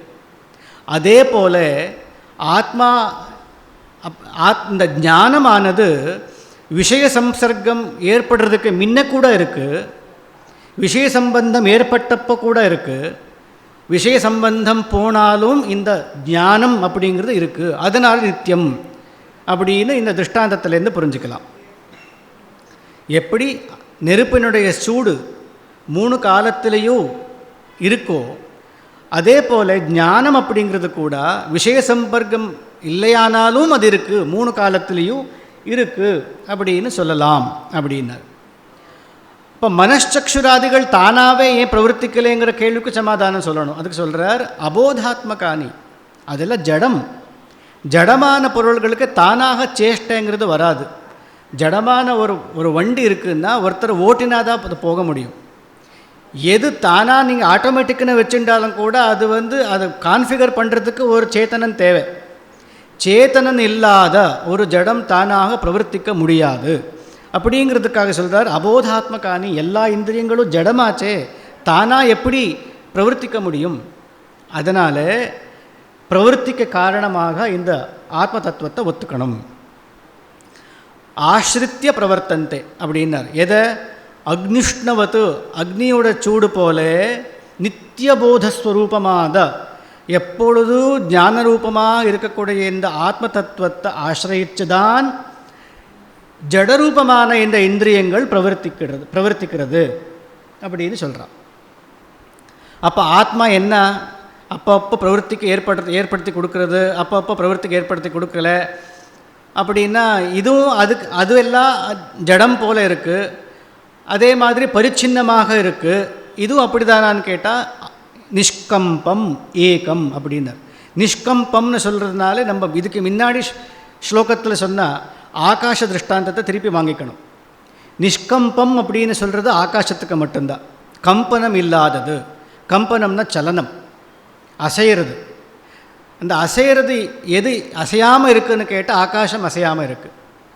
எது எல்லா இடத்துலையும் வியாபிச்சுட்டு இருக்கோ அது அசைய முடியாது. அப்படி இதுக்கு முன்னாடி சொன்ன ஸ்லோகத்தில் ஆகாஷ திருஷ்டாந்தத்தை திருப்பி ஞாபகப்படுத்தி அவர் நிஷ்கம்பம் அப்படிங்கிற வார்த்தையால் ஞாபகப்படுத்தி ஏகத்துவத்தை கூட சொல்லி ஆகாசம் போல ஒரு தத்துவந்தான் இது, நிறைய ஞானங்கள் உண்டாகிறது போகிறதுங்கிற மாதிரி நிறைய ஞானங்கள், நானா ஞானம். அப்போ ஆத்மாவும் நிறைய ஆத்மா இருக்கோ அப்படின்னு இல்லை, கேள்வி கேட்க வேண்டாம். நிஷ்கம்பம் ஆகாசம் போல சர்வத்திர வியாபிச்சுருக்கக்கூடிய ஒரு தத்துவமானது தான் இது அப்படின்னு சொல்லி ச நித்தியோபலப்தி ஸ்வரூபோகம் ஆத்மா அப்படின்னு முடிக்கிறார். அடுத்த ஸ்லோகம் எப்படின்னு கேட்டால், இப்போ நானா ஆத்மா இல்லை, ஒன்று தான் ஆத்மா, சர்வத்திர வியாபித்த ஒரு ஆத்மா தான் அப்படின்னு சொன்னால் இந்த வியவஸ்தை எப்படி? நம்ம லோகத்தில் எல்லாரும் ஒரு சுகமாக இருக்கிறச்சே பக்கத்து ஆத்துக்காரர் சுகமாக இருக்கான்னா நம்ம ஆற்றுல துக்கமாக தான் இருக்கும் பொறாமையால். அப்படி ஒரே சுகம் துக்கம் ஒரு ஆத்மான சுகம் எல்லாருக்கும் சமகாலத்திலே அப்படி தானே இருக்கணும். துக்கம் வந்தால் துக்கமாக தானே இருக்கணும். அப்படி இல்லையே, ஒருத்தருக்கு ஆசை இருக்கும் பொழுது இன்னொருத்தருக்கு துவேஷம் இருக்குது, ஒருத்தருக்கு சுகம் இருக்கிறச்ச இன்னொருத்தருக்கு துக்கம் இருக்குது, ஒருத்தருடைய வேறு பிரவருத்தி, ஒரு சமயத்தில் ஒரு கர்த்தாவாக இருப்பார், இன்னும் அதே சமயத்தில் இன்னொருத்தர் போக்தாவாக இருப்பார். இப்படி வேறு வேறு வேறு வேறு பேதங்கள் இருக்கே. அப்போ ஒன்று தான் ஆத்ம தத்துவம் ஒன்று தான் எப்படி சொல்ல முடியும் அப்படிங்கிற கேள்வி கேட்டுண்டு அதுக்கு பதில் சொல்கிறார். முகாபாசகோ தர்ப்பணே திருஷ்யமானே முகத்வாத் பிருதக்த்வேன நைவாஸ்தி வஸ்து சிதாபாசகோ தீஷு ஜீவோபி தத்வத் சநித்யோபலப்திஸ்வரூபோஹமாத்மா. முக ஆபாசகः தர்ப்பணே திருஷ்யமானே. தர்ப்பணம் அப்படின்னா கண்ணாடி. கண்ணாடியில் முகத்தினுடைய பிரதிபிம்பம் போல எத்தனை கண்ணாடிகள் இருக்கோ அத்தனை பிரதிபிம்பம். இது அநேகமாக நான் வாத்தியார்கிட்ட 8 வருஷம் அவரோட கூட இருந்து படிச்சிருக்கேன். மேற்கொண்டு பாடம் சொல்லிகிட்டே இருக்கார். இதுவரைக்கும் ஒரு பாடமாவது கூட இந்த கண்ணாடி திருஷ்டாந்தம் இல்லாத நடந்தது கிடையாது. ஒரு பெட்டிக்குள்ளே கண்ணாடி இருக்குது, எல்லா கண்ணாடியும் எடுத்து வச்சு விளையாட கொடுக்குறா. ஒரு கண்ணாடி ஒரு கலராக இருக்குது. அந்தந்த கண்ணாடியில் பார்க்கும்பொழுது அந்தந்த கலரில் முகம் தெரியும் அப்படிங்கிற திருஷ்டாந்தம் எல்லா கிளாஸ்லேயும் சொல்லுவார். அது பாரம்பரிகமான திருஷ்டாந்தம் சொல்கிறதுக்காக சொல்கிறேன். ஹஸ்தாமலக்கருடைய காலத்தில் அவர் எடுத்து கொடுத்த திருஷ்டாந்தம் இது. தீஷு சிதாபாசகா. தர்ப்பணத்தில் எப்படி முகாபாசம் ஏற்படுறதோ அப்படி அந்தக்கரணங்களில் புத்திகளுக்குள்ளே சைத்தன்ய பிரதிபிம்பம் ஏற்படுறது அப்படின்னு சொல்ல வர. அப்போது ஒரு தர்ப்பணத்தினுடைய கண்ணாடியோடைய தர்மம் வேறு வேறு. ஒரு கண்ணாடி சிகப்பு, ஒரு கண்ணாடி பச்சை, ஒன்று நீலம் அப்படின்னு அங்கே இந்த முகம்தான் அங்கே பிரதிபலிக்கிறது. இருந்தாலும் அந்த முகம் வேறு வேறையாகவே தெரிகிறது. ஒரு முகம் நீலமாக தெரிகிறது, ஒரு முகம் பச்சையாக தெரிகிறது, ஒரு முகம் சிகப்பாக தெரிகிறது. இந்த முகம் தானே, இந்த முகம் கருப்பாக தானே இருக்குது அப்படின்னா அங்கே தெரிகிறது வேறு மாதிரி தான் தெரிகிறது. அப்படி போல் அதே போல் அந்தக்கரணம் புத்திக்குள்ளே எத்தனை அந்தக்கரணங்கள் இருக்கோ அத்தனை அந்தக்கரணங்களில் ஒரு சைத்தன்ய ஆத்மாவின் பிரதிபிம்பம் ஏற்படுறது. அதனால் ஆத்மபேதம் நமக்கு அனுபவத்துக்கு வருது அப்படின்னு பெரிய சாஸ்திரார்த்தம் இது. ரொம்ப சரளமான ஒரு ஸ்லோகத்தில் அவர் இங்கே முடிச்சிருக்கார். முகாபாசகோ தர்ப்பணே திருஷ்யமானே முகத்வாத் பிருதக்த்வேன நைவாஸ்தி வஸ்து சிதாபாசகோதீஷு ஜீவோபி தத்வத் சநித்யோபலப்தி ஸ்வரூபோஹமாத்மா. ரெண்டு ஸ்லோகம்னு சொன்னேன். அப்போ இந்த ஸ்லோகத்துக்கு நிகமன ஸ்லோகமாக என்ன சொல்கிறாருன்னா, இதுவும் வாத்தியார் சொல்லும்பொழுது சொல்லி கொடுத்துருக்கார். இப்போ குழந்தைகளுக்கு விளையாடுறதுக்காக எல்லா கண்ணாடியும் எடுத்து கொடுத்த பெட்டிலேருந்து எல்லா முகங்களும் விதவிதமான முகங்களை பார்த்து சந்தோஷமாக விளையாடின்னு இருக்கு. கொஞ்சம் நேரம் ஆனால் போர் அடிச்சிடுறது, எனக்கு இது எதுவும் தேவையில்லை அப்படின்னு எல்லா முகம் தெரியுறதேன்னு கஷ்டப்பட்டு அழுறது. இப்போ இதுக்கு முன்னாடி தெரியணுமேன்னு ஆசைப்பட்டு விளையாடித்து இப்போ தெரியுறதே அப்படின்னு கஷ்டப்படுறது. அப்போ அந்த அத்தனை முகங்கள் எப்படி போக்குறது, எல்லாத்தையும் வடிச்சுன்னு இருக்கணுமா அப்படின்னா, யதா தர்ப்பணாபாவ ஆபாசஹானௌ, தர்ப்பணாபாவம் தான் ஏற்படுத்தணும் அப்படின்னு. எல்லாத்தையும் மூடி திருப்பி அந்த பொட்டிக்குள்ளே போட்டு பூட்டி வைக்கணும். இது சார் சொன்ன திருஷ்டாந்தம் தான், கிளாஸில் சொல்கிற திருஷ்டாந்தம் தான். ஆனால் இதுக்கு மூலம் எங்கே இருக்குது அப்படின்னு நம்ம பார்ப்போம். அந்த பரம்பரையாக இந்த திருஷ்டாந்தம் வருதுங்கிறது சொல்கிறேன். எல்லா கண்ணாடியும் எடுத்து ஒன்றுக்குள்ளே ஒன்று போட்டு பொட்டுக்களை போட்டு வச்சோம்னா எல்லா பிரதிபிம்பங்களும் போயிடும். அப்படி ஆபாசஹானோ, இந்த முகம் தெரியக்கூடாது அப்படிங்கன்னா என்ன பண்ணணும்னா, தர்ப்பணாபாவா காரணம். அது தர்ப்பணம் கண்ணாடி இல்லாமல் பண்ணிடணும், அவ்வளோதான். அது பண்ணாலே சரியாக போயிடும். அப்படி இந்த நானா ஆத்மபாவங்கள் தெரியுறதே, எனக்கு எல்லா போரும் நான் ஏகத்துவத்தை அனுபவிக்கணும், ஆத்ம தத்துவம், ஏகத்துவம், ஞான ரூபம், ஆனந்த ரூபம், போத ரூபம் அப்படின்னு எல்லாம் வேதாந்தம் சொல்கிறது. இதை நான் அனுபவிக்கணுமே அப்படின்னு எந்த காலத்தில், ஏன்னா நம்ம எப்போவுமே வெளியில் தான் பார்த்துட்டு இருக்கோம், நானாத்வத்தை இஷ்டப்பட்டு பார்க்குறோம், அதுதான் விளையாடின்னு இருக்கோம். அந்த எப்போ இந்த விளையாட்டில் நமக்கு போர் அடிக்கிறதோ அதுக்கு தான் வைராக்கியம்னு பேர். இல்லை ஏகத்துவத்தை நான் அனுபவிக்கணுங்கிற ஆசை வந்தப்போ என்ன பண்ணணும்னா, அம்மா அப்பா எப்படி எடுத்து வச்சாலோ அந்த மாதிரி குரு இந்த உபாதி எப்படி எடுத்து வைக்கிறதுன்னு சொல்லித்தரார். சொல்கிறார், ததா யதா தர்ப்பணாபாவா ஆபாசஹானோ காரணம் ததா கல்பனா ததா தீவியோகே, தீவியோகம் ஏற்படணும், மனசோட விபாகம் வியோகம் ஏற்படணும், மனோநாசம் மனோலயம் ஏற்படணும் அப்படின்னு சொல்லித்தரார். ததா தீவியோகே யதா தர்ப்பணாபாவா ஆபாசஹானோ முகம் வித்தியதே கல்பனாஹீனம் ஏகம், எல்லா கல்பனைகளும் போயிடுத்து, அத்தனை பிரதிபிம்பங்களும் போயிடுத்து, ஒரே ஒரு முகம்தான் தெரியுது. அதே போல ததா தீவியோகே நிராபாசகோ யஹ, ஒரு ஆபாசமும் இல்லாத, ஒரு சிதாபாசமும் இல்லாத கேவலமான, தமிழ் கேவலம் இல்லை சம்ஸ்கிருத கேவலம், சுத்தமான அந்த ஆத்ம தத்துவம் ஜுவலிக்கிறது, பிரகாசிக்கிறது அப்படின்னு சொல்லி அந்த நித்யோபலப்தி ஸ்வரூபோகமாத்மா அப்படின்னு இந்த ஒரு பிரகரணத்தை முடிக்கிறார். அடுத்த ரெண்டு ஸ்லோகத்தில் என்ன சொல்கிறாருன்னு கேட்டால், நம்ம கேனோபனிஷத்தில் சொல்லப்பட்ட மனசுக்கு மனசு, ஆனால் அந்த மனசு அதை கண்டுபிடிக்க முடியாது. மனசுக்கு காரணமாக இருந்து மனசு தன்னுடைய விஷயங்களை கிரகிக்கிறதுக்கு காரணமாக இருக்கிற அந்த ஆத்ம தத்துவத்தை மனசு தானாக கிரகிக்க முடியாது மனசால். இந்த கண்ணுக்கு அவர் சக்தி கொடுக்குறார் அந்த விஷயங்களை ரூபத்தை கிரகணம் பண்ணுறதுக்கு, ஆனால் இந்த கண்ணால் அவரை கிரகிக்க முடியாது. அப்படிங்கிற தத்துவத்தை வந்து கேனோபனிஷத்தில் உபதேசம் பண்ணியிருக்கா. அந்த ஒரு அம்சத்தை இங்கே சொல்ல போகிறார். மனశ్చక్షురాదేర్ வியுக்தஸ்வயம் யோ மனశ్చక్షురాదేர் மனశ్చక్షురాதிஹ மனశ్చక్షுராదేரகம்யஸ்வரூபः சநித்யோபலப்திஸ்வரூபோஹமாத்மா. ஸ்வதः மனశ్చక్షுராதிகளோட சம்பந்தம் இல்லாதது, முதல் ஸ்லோகத்திலே பார்த்துட்டோம். சம்பந்தம் இல்லை, இருந்தாலும் அதை தூண்டி விடுறார். எப்படின்னா, மனசுக்கு மனசாக, கண்ணுக்கு கண்ணாக, காதுக்கு காதாக, சக்ஷுஷக்ஷு ஸ்ரோத்ரஸ்ய ஸ்ரோத்திரம் மனசோ மனோ அப்படின்னு கேனோபனிஷத் சொல்கிறது. இங்கேயும் அப்படி தான் இருக்குது. மனశ్చక్షுராதேஹே மனశ్చక్షுராதி, மன ஆதிகளுக்கு, மனசே முதல் கொண்ட மனோபுத்தி அகங்கார சித்தங்களுக்கு மனோபுத்தி அகங்கார சித்தமாக ஆத்ம தத்துவம் இருக்குது. கண்ணுக்கு கண்ணாக ஆத்ம தத்துவம் இருக்குது. கண்ணு ஒரு ரூபத்தை பார்க்கணுமானால் அந்த கண்ணுக்கு கண்ணாக அவர் இருக்கார், சைத்தன்யத்தை கொடுத்துண்டு.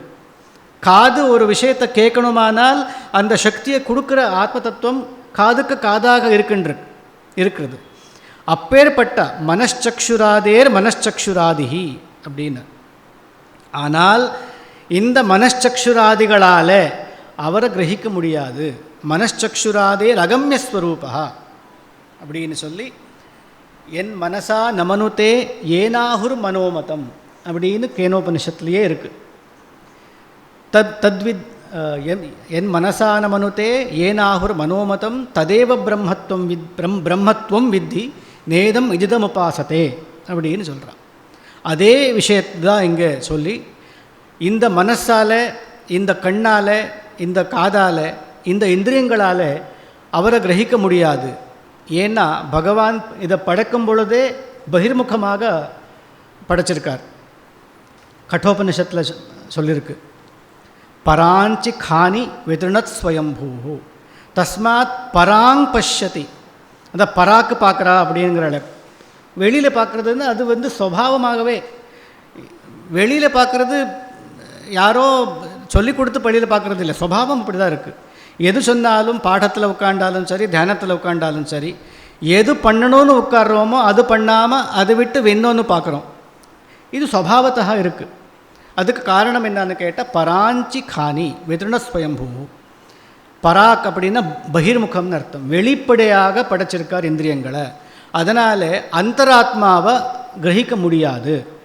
பராக் பஷ்யந்தி, வெளி பொருள்களை தான் கிரகிக்குமே தவிர ஆத்மாவை கிரகிக்க முடியாது அப்படின்னு கட்டோபனிஷத்தில் நச்சிகேதாவுக்கு உபதேசம் கொடுக்குறார். அதே போல் இங்கே அதே விஷயத்தை சொல்கிறார், மனச்சக்ஷுராதேஹே அகம்யஸ்வரூபா. எந்த ஒரு இந்திரியத்தினாலேயும் இதை கிரகிக்க முடியாத ஒரு தத்துவம் எப்படி புரிஞ்சுக்கணுமானால், பிரதிபோத விஜிதம் மதந்தான் ஒரே ஒரு வழி. அந்த ஒரு வழி தான் சொல்லிக் கொடுக்குறதா இந்த மொத்தம் ஸ்தோத்திரம் ஆரம்பிச்சிருக்கு. அப்பேற்பட்ட நித்தியோபலப்தி ஸ்வரூபோகம் ஆத்மா அப்படின்னு இதை முடிக்கிறார். அதுக்கடுத்தது, ய ஏகோ விபாதி ஸ்வதசுத்தசேதாக பிரகாசஸ்வரூபோபி நானேவதீஷு ஷராவோதகஸ்தோ யதா பானுரேகः ச நித்யோபலப்திஸ்வரூபோஹமாத்மா. மனச்சக்ஷுராதிகளுக்கு மனச்சக்ஷுராதியாக எப்படி இருக்க முடியும்? கண்ணுக்கு கண்ணாக, காதுக்கு காதாக எப்படி இருக்க முடியும்? நான் சொன்னேன் இல்லையா, எல்லாமே யுகல ஸ்லோகம் அப்படின்னு. அப்படி சொன்ன உடனே இந்த கேள்வி அதுக்கு சம்பந்தப்பட்டதா இந்த ஸ்லோகம் வந்து சொல்கிற பிரகாசஸ்வரூபா. பிரகாசஸ்வரூபமாக இருக்கிறதுனால தான் கண்ணு ஒரு பிரகாசத்தை ஏற்படுறது, அந்த விஷயத்தில் பிரகாசத்தை ஏற்படுத்துறது. அதனால்தான் அந்த வஸ்து தெரியுது. காது அந்த விஷயத்தை பிரகாசிக்கிறது, அதனால்தான் அந்த விஷயம் நமக்கு தெரிகிறது. பிரகாசம் இல்லாத ஒரு பொருள் நமக்கு தெரியாது. பாஹ்ய பிரகாசமும் தேவை, சூரிய சந்திராதி பிரகாசங்களும் தேவை, இந்திரிய பிரகாசமும் தேவை. இந்த இந்திரியத்துக்கு பிரகாசத்தை கொடுக்கறது உள்ளே இருக்கிற ஆத்ம தத்துவம் அப்படின்னு நிறைய திருஷ்டாந்தங்கள் இதுக்கு சொல்கிறார். சமயம் ரொம்ப கம்மியாக இருக்கிறதுனால கொஞ்சம் வேகமாக நான் போயின்ட்டுருக்கேன்.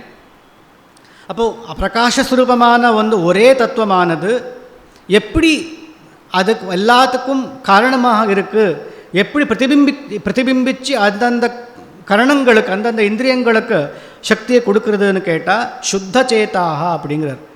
அந்த சுத்த சேத்தகான மனசு சுத்தமாக இருக்கிற அந்த மனசில் தான் அது பிரதிபிம்பிக்கிறது. நமக்கு எல்லா இந்திரியங்களும் தூண்டிவிடக்கூடிய அந்த ஆத்ம தத்துவத்தை எப்படி நம்ம அனுபவிக்க முடியுமான எப்படி கேட்டால், இதுக்கு வேறு இடத்துலையும் வருது. சுத்த சைத்தன்ய மனசில் பிரதிபிம்பிக்கக்கூடிய அந்த ஆத்ம தத்துவத்தை நாம் அனுபவிக்க முடியும் அப்படின்னு சொல்ல வரா. அங்கே மனசுத்திக்கு காரணமான நிறைய விஷயங்கள் சொல்ல வரா. சமதமாதிகள் எல்லாம் காரணம், அதே போல் அக்னிஹோத்ராதி கர்மாக்களும் காரணம். அது பகவத் பிரீத்தியர்த்தமாக பண்ணினால் சித்தசுத்தி ஏற்படும், இதெல்லாம் சொல்லியிருக்கார்.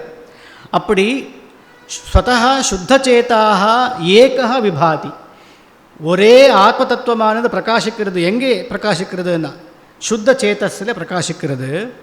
பிரகாசஸ்வரூபோப்பி நானா இவ பிரகாசத்தை,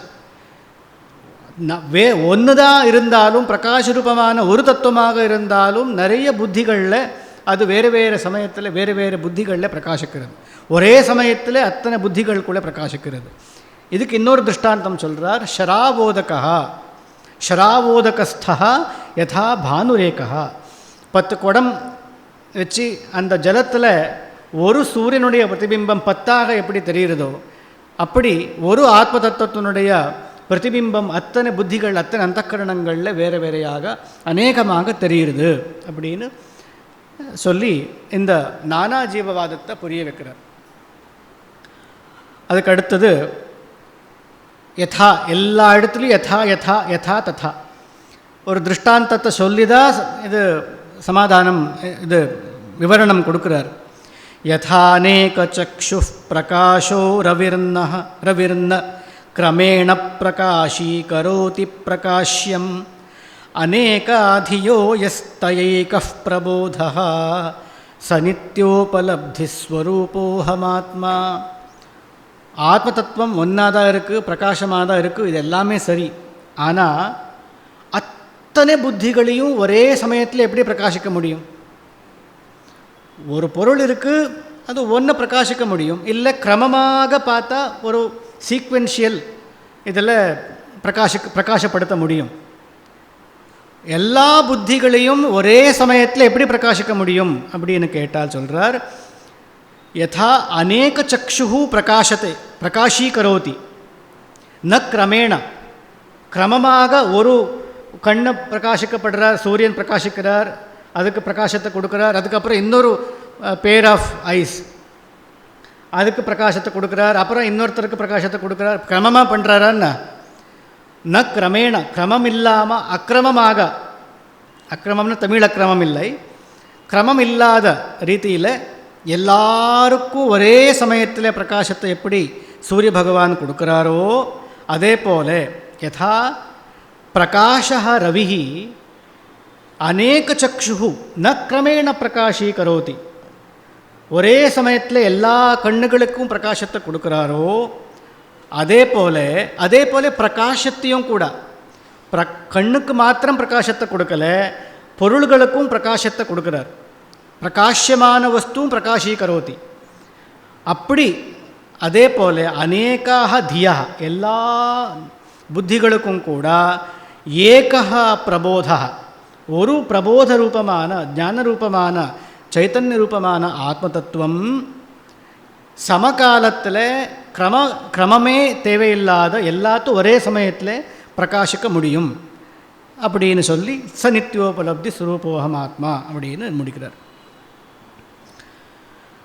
அதுக்கு அடுத்தது விவஸ்வத் பிரபாதம் யதா ரூபமக்ஷம் பிரகிருண்ணாதி வா நாபாதமேவம் விவஸ்வான் யதா பாத ஆபாசயத்யக்ஷமேகः ச நித்யோபலப்தி ஸ்வரூபோஹமாத்மா. இதே இதுக்கு முன்னாடி சொன்ன ஸ்லோகத்தினுடைய பாவந்தான் யுகல ஸ்லோகம். அப்படிங்கிறதுனால அக்ஷம் அப்படின்னா இந்திரியம். விவஸ்வத் பிரபாதம் அக்ஷம் யதாரூபம் கிருண்ணாதி. நம்ம இந்திரியம் சூரிய பிரகாசத்தினாலே பிரகாசிக்கப்பட்டு அந்த ரூபத்தை கிரகிக்கிறது. இந்த கண்ணுக்கும் சூரிய பிரகாசம் தேவை இருக்குது, விஷயத்துக்கும் சூரிய பிரகாசம் தேவை இருக்குது. அப்படி இருக்கும் பொழுது தான் அந்த சக்ஷுஸானது, அந்த இந்திரியமானது அந்த விஷயத்தை கிரகிக்கிறது. விவஸ்வத் பிரபாதம் அக்ஷம் யதா ரூபம் பிரகிருண்ணாதி ஏவம் யத் ஆபாதः ஆபாசயத்யக்ஷம். ஆபாதமான இந்த ஆத்ம தத்துவத்தினாலே பிரகாசிக்கக்கூடிய இந்திரியந்தான் அந்தந்த விஷயத்தை கிரகிக்கிறது. இதுக்கு முதல் ஸ்லோகத்தில் சொன்னது தான் இப்போவும். ஆனால் இப்போது இதுக்கு முன்னாடி ஸ்லோகத்தில் எல்லாத்தையும் ஒரே சமயத்தில் எப்படி பிரகாசப்படுத்துகிறார் அப்படின்னு சொன்னதை வச்சு உடனே இந்த ஒரு விவரணத்தை அவர் கொடுக்குறார். கண்ணுக்கு கண்ணாக இருக்கார், காதுக்கு காதாக இருக்கார்னா அந்த பிரபாதம் எப்படி சூரிய பகவான் அந்த இந்திரியங்களுக்கு பிரகாசத்தை கொடுத்து விஷயத்தை கிரகிக்கிறதுக்கு யோகியத்தையை சம்பாதிச்சு கொடுக்குறாரோ அதே போல் அந்தந்த இந்திரியங்களுக்கு பிரகாசப்படுத்தி அந்த இந்திரியங்கள் மூலமாக விஷயத்தை பிரகாசப்படுத்துறதுக்கு சகாயம் பண்ணுறார் அப்பேற்பட்ட நிஜபோ பிரகாச ரூபமான ஆத்ம தத்துவம் நானாக இருக்கேன் அப்படின்னு சனித்யோபலப்தி ஸ்வரூபோகமாத்மா அப்படின்னு இன்னொரு 4 ஸ்லோகம் 5 நிமிஷத்தில் முடிக்கிறதுக்கு முயற்சி பண்ணுறேன். கிட்டத்தட்ட எல்லா விஷயத்தையும் சொல்லிண்டு வந்து வேதாந்தத்துக்கு சம்பந்தப்பட்ட எல்லா விஷயங்களும் முடிச்சுட்டார். நானா ஜீவவாதம், ஏகஜீவவாதம், எப்படி ஞானரூபமான ஆத்ம தத்துவம் இருக்குது, சைத்தன்ய ரூபமான ஆத்ம தத்துவம் எப்படி இருக்குது, எப்படி எல்லாத்தையும் பிரேரணம் பண்ணுறது, எல்லா விஷயத்தையும் திருஷ்டாந்த மூலமாக சொல்லிவிடுறார். யதா சூரிய ஏகோப்யநேகச்சலாசு ஸ்திராஸ்வப்யனன்யத் விபாவ்யஸ்வரூபம் சலாசு பிரபின்னாசு தீஷ்வேவமேகः சநித்யோபலப்திஸ்வரூபோஹமாத்மா. இதுவும் சொன்ன விஷயந்தான். இந்த ஆத்ம தத்துவம் அகம்பமாக இருந்தாலும் நித்தியமாக எந்த விதமான தோஷம் இல்லாமல் இருந்தாலும் கூட அந்தந்த புத்தியிலே இருக்கக்கூடிய தோஷத்தினால இதுக்கும் சலனம் ஏற்படுற போல இருக்குது அப்படின்னார். சலாசு அப்சு, சூரிய பிரதிபிம்பமானது சலிக்கும் ஜலத்தில் அந்த பிரதிபிம்பம் கூட சலனத்தை கொண்டு இருக்குது. அந்த தோஷம் அங்கே ஏற்படுறது. சூரியனுக்கு இல்லையானாலும் பிரதிபிம்பத்துக்கு ஏற்படுறது. என்ன காரணம்னு கேட்டால் அந்த உபாதி அப்படிங்கிற அந்த குடத்தில் ஏற்பட்ட அந்த சலனம் தான் காரணம்னு சொல்லுவோம். அதே போல் சலாசு பிரபின்னாசு தீஷு, இந்த தீ அப்படின்னா புத்தியில் ஏற்படக்கூடிய தோஷங்களை கொண்டு அங்கே தோஷம் நமக்கு தெரிகிறதே தவிர அதுக்கு எந்த விதமான தோஷமும் இல்லை. சூத்திர பாஷ்யத்தில் ஆச்சாரியாலும் அனுகிரகிச்சிருக்கார். தத்கிருத்தேன தோஷேன குணேனவா சன அணுமாத்திரனாப்பி சம்பத்தியதே அப்படின்னு சொல்லி சம்பந்தம் ஏற்படாது. உபாதியில் சொன்ன வந்த தோஷத்தினால அந்த அத்தியஸ்தமான ரூபத்தில் தோஷம் தெரிஞ்சாலும் மூலபூத அதிஷ்டான ரூபத்தில் எந்த விதமான தோஷமும் ஏற்படுறதில்லை அப்படின்னு அனுகிரகிச்சிருக்கார். இப்போ பிரசித்தமான ஒரு ஸ்லோகம், எல்லாருக்கும் தெரிஞ்ச ஸ்லோகம்தான் இது. கனச்சன்ன திருஷ்டிர் கனச்சன்னமர்க்கம் யதா நிஷ்பிரபம் மன்யதே சாதி மூடः ததா பத்தவத்பாதி யோ மூட திருஷ்டே சநித்யோபலப்திஸ்வரூபோஹமாத்மா. இப்படி ஆத்ம தத்துவம் பளிச்சென இருக்குது, ஞானரூபமாக இருக்குது, அதுதான் எல்லா புத்திகளையும் பிரகாசிச்சுருக்கு பிரதிபிம்பமாக அப்படின்னு நமக்கு ஏன் தெரியல அப்படின்னா, சூரியன் போல எல்லா இடத்துலையும் சொல்லிட்டு வரேன். சூரியன் தான் தெரிகிறதானே, அப்படி ஆத்ம தத்துவம் கூட நமக்கு தெரிஞ்சிருக்கணுமே, ஏன் தெரியல அப்படின்னா தெரியலேன்னு சொல்கிறது தான் தப்புங்கிறார். எப்படின்னா கனச்சன்ன திருஷ்டி கனச்சன்னமர்க்கம் மன்யத்தே நிஷ்பிரபம் மன்யத்தை. இந்த மன்யத்தை 2 இடத்துக்கும் ஒட்டணும். சூரியன் மேகத்தினாலே மறைக்கலை, நம்ம திருஷ்டி தான் மேகத்தினால மறைச்சிருக்கு. சூரியனுடைய சுரூபம் ரொம்ப பெருசு. ஒரு சின்ன மேகம் அவ்வளோ பெரிய உருவத்தை மறைக்க முடியாது. அப்போ அது என்ன பண்ணுறதுன்னா நம்மளுடைய திருஷ்டிக்கும் சூரியனுக்கும் நடுப்புற திருஷ்டியை தான் மறைக்கிறது. அப்போ கனம் அப்படின்னா மேகம், மேகத்தினாலே ஆச்சாதிக்கப்பட்ட திருஷ்டி கொண்டவன் என்ன நினைக்கிறான்னா சூரியனை மேகம் மறைச்சிருக்குங்கிறான். இது மூடன் இல்லை, அதிமூடாங்கிறார். ஆத்ம தத்துவம் தெரியலேன்னு சொல்கிறோமே, நம்ம தான் அதிமூடாங்கிறார். இந்த திருஷ்டாந்தத்தை வச்சுண்டு சூரியனை மேகம் மறைச்சிருக்குன்னு சொல்கிறது முட்டாள்தனம். நம்ம திருஷ்டி தான் மேகம் மறைச்சுட்டு இருக்கு, சூரியனை மறைக்கலை. கனச்சன்ன திருஷ்டி யதா கனச்சன்னமர்க்கம் மன்யத்தே யதா நிஷ்பிரபம் மன்யத்தே. அர்க்கம் நிஷ்பிரபம் மன்யத்தே. சூரியனுடைய பிரகாசம் கம்மியாகிடுது அப்படின்னு சொல்கிறான். மேகம் வந்ததுனாலே பிரகாசம் குறைஞ்சிடுத்துன்னா, அங்கே என்ன பிரகாசம் குறையிறது, அது அப்படி தான் இருக்குது. அதே போல் ததா பத்தவத் பாதி யோ மூட திருஷ்டே. இந்த பந்தனம், ஆத்ம தத்துவம் தெரியலைங்கிறது, அஜ்ஞானம் இருக்குங்கிறது, இது எல்லாமே அஜ்ஞானம் இருக்குதுன்னு காட்டி கொடுக்கறதே அந்த இந்த ஆத்ம தத்துவம் தானே. மேகம் இருக்குது, சூரியனை மறைச்சிருக்குன்னு சொல்லி காட்டி கொடுக்கறதே சூரியன் தானே. சூரியன் இல்லைன்னா இந்த சூரியனை மறைச்சிருக்குன்னு எப்படி நம்மளால் சொல்ல முடியும்? அதே போல் எனக்கு அஜ்ஞானம் இருக்குது, அஜ்ஞானம் என்ன மறைச்சுன்னு இருக்கு, எனக்கு ஆத்ம தத்துவம் தெரியல அப்படின்னு சொல்கிறதே தப்பா. அந்த அஜ்ஞானத்தை காட்டி கொடுக்கறது ஆத்ம தத்துவம் தான். காட்டி கொடுக்கக்கூடிய ஆத்ம தத்துவம் நமக்கு தெரிஞ்சுட்டே இருக்குது. அப்படி ததா பத்தவத் பாதி யோ மூட திருஷ்டே. அந்த எப்போவுமே பிரகாசரூபமான ஆத்ம தத்துவந்தான் நான், சனித்யோபலப்தி ஸ்வரூபோகம் ஆத்மா அப்படின்னு. அப்போது இந்த ஆத்ம தத்துவம் எப்போவுமே இருக்குது, பிரகாசிச்சுட்டே இருக்குது, நமக்கு தெரிஞ்சுட்டே இருக்குது. அப்படின்னா இது எல்லாமே ஆத்ம தத்துவமாக தானே இருக்குது. அப்போ வேறு வேறு பொருள்கள் வேறு வேறு மாதிரி தானே தெரியுதுன்னா, சமஸ்தேஷு வஸ்துஷ்வனுஸ்யூதமேகம் சமஸ்தானி வஸ்தூனி யம் ந ஸ்பிருஷந்தி வியத்வத் சதா சுத்தமச்சஸ்வரூபம் சநித்யோபலப்திஸ்வரூபோஹமாத்மா. சமஸ்தேஷு வஸ்துஷு அனுஸ்யூதம், எல்லா பதார்த்தங்களோட சேர்ந்து, அனுஸ்யூதம்னா அதோட ஒட்டிண்டு அனுகதமாக இருக்கக்கூடிய ஆகாசம் போல, வியத்வத் அப்படின்னர். எல்லா ஸ்லோகத்துலேயும் எப்படி இது திருஷ்டாந்தம் சொல்கிறாரோ இங்கேயும் திருஷ்டாந்தம் ஆகாச திருஷ்டாந்தம் தான்.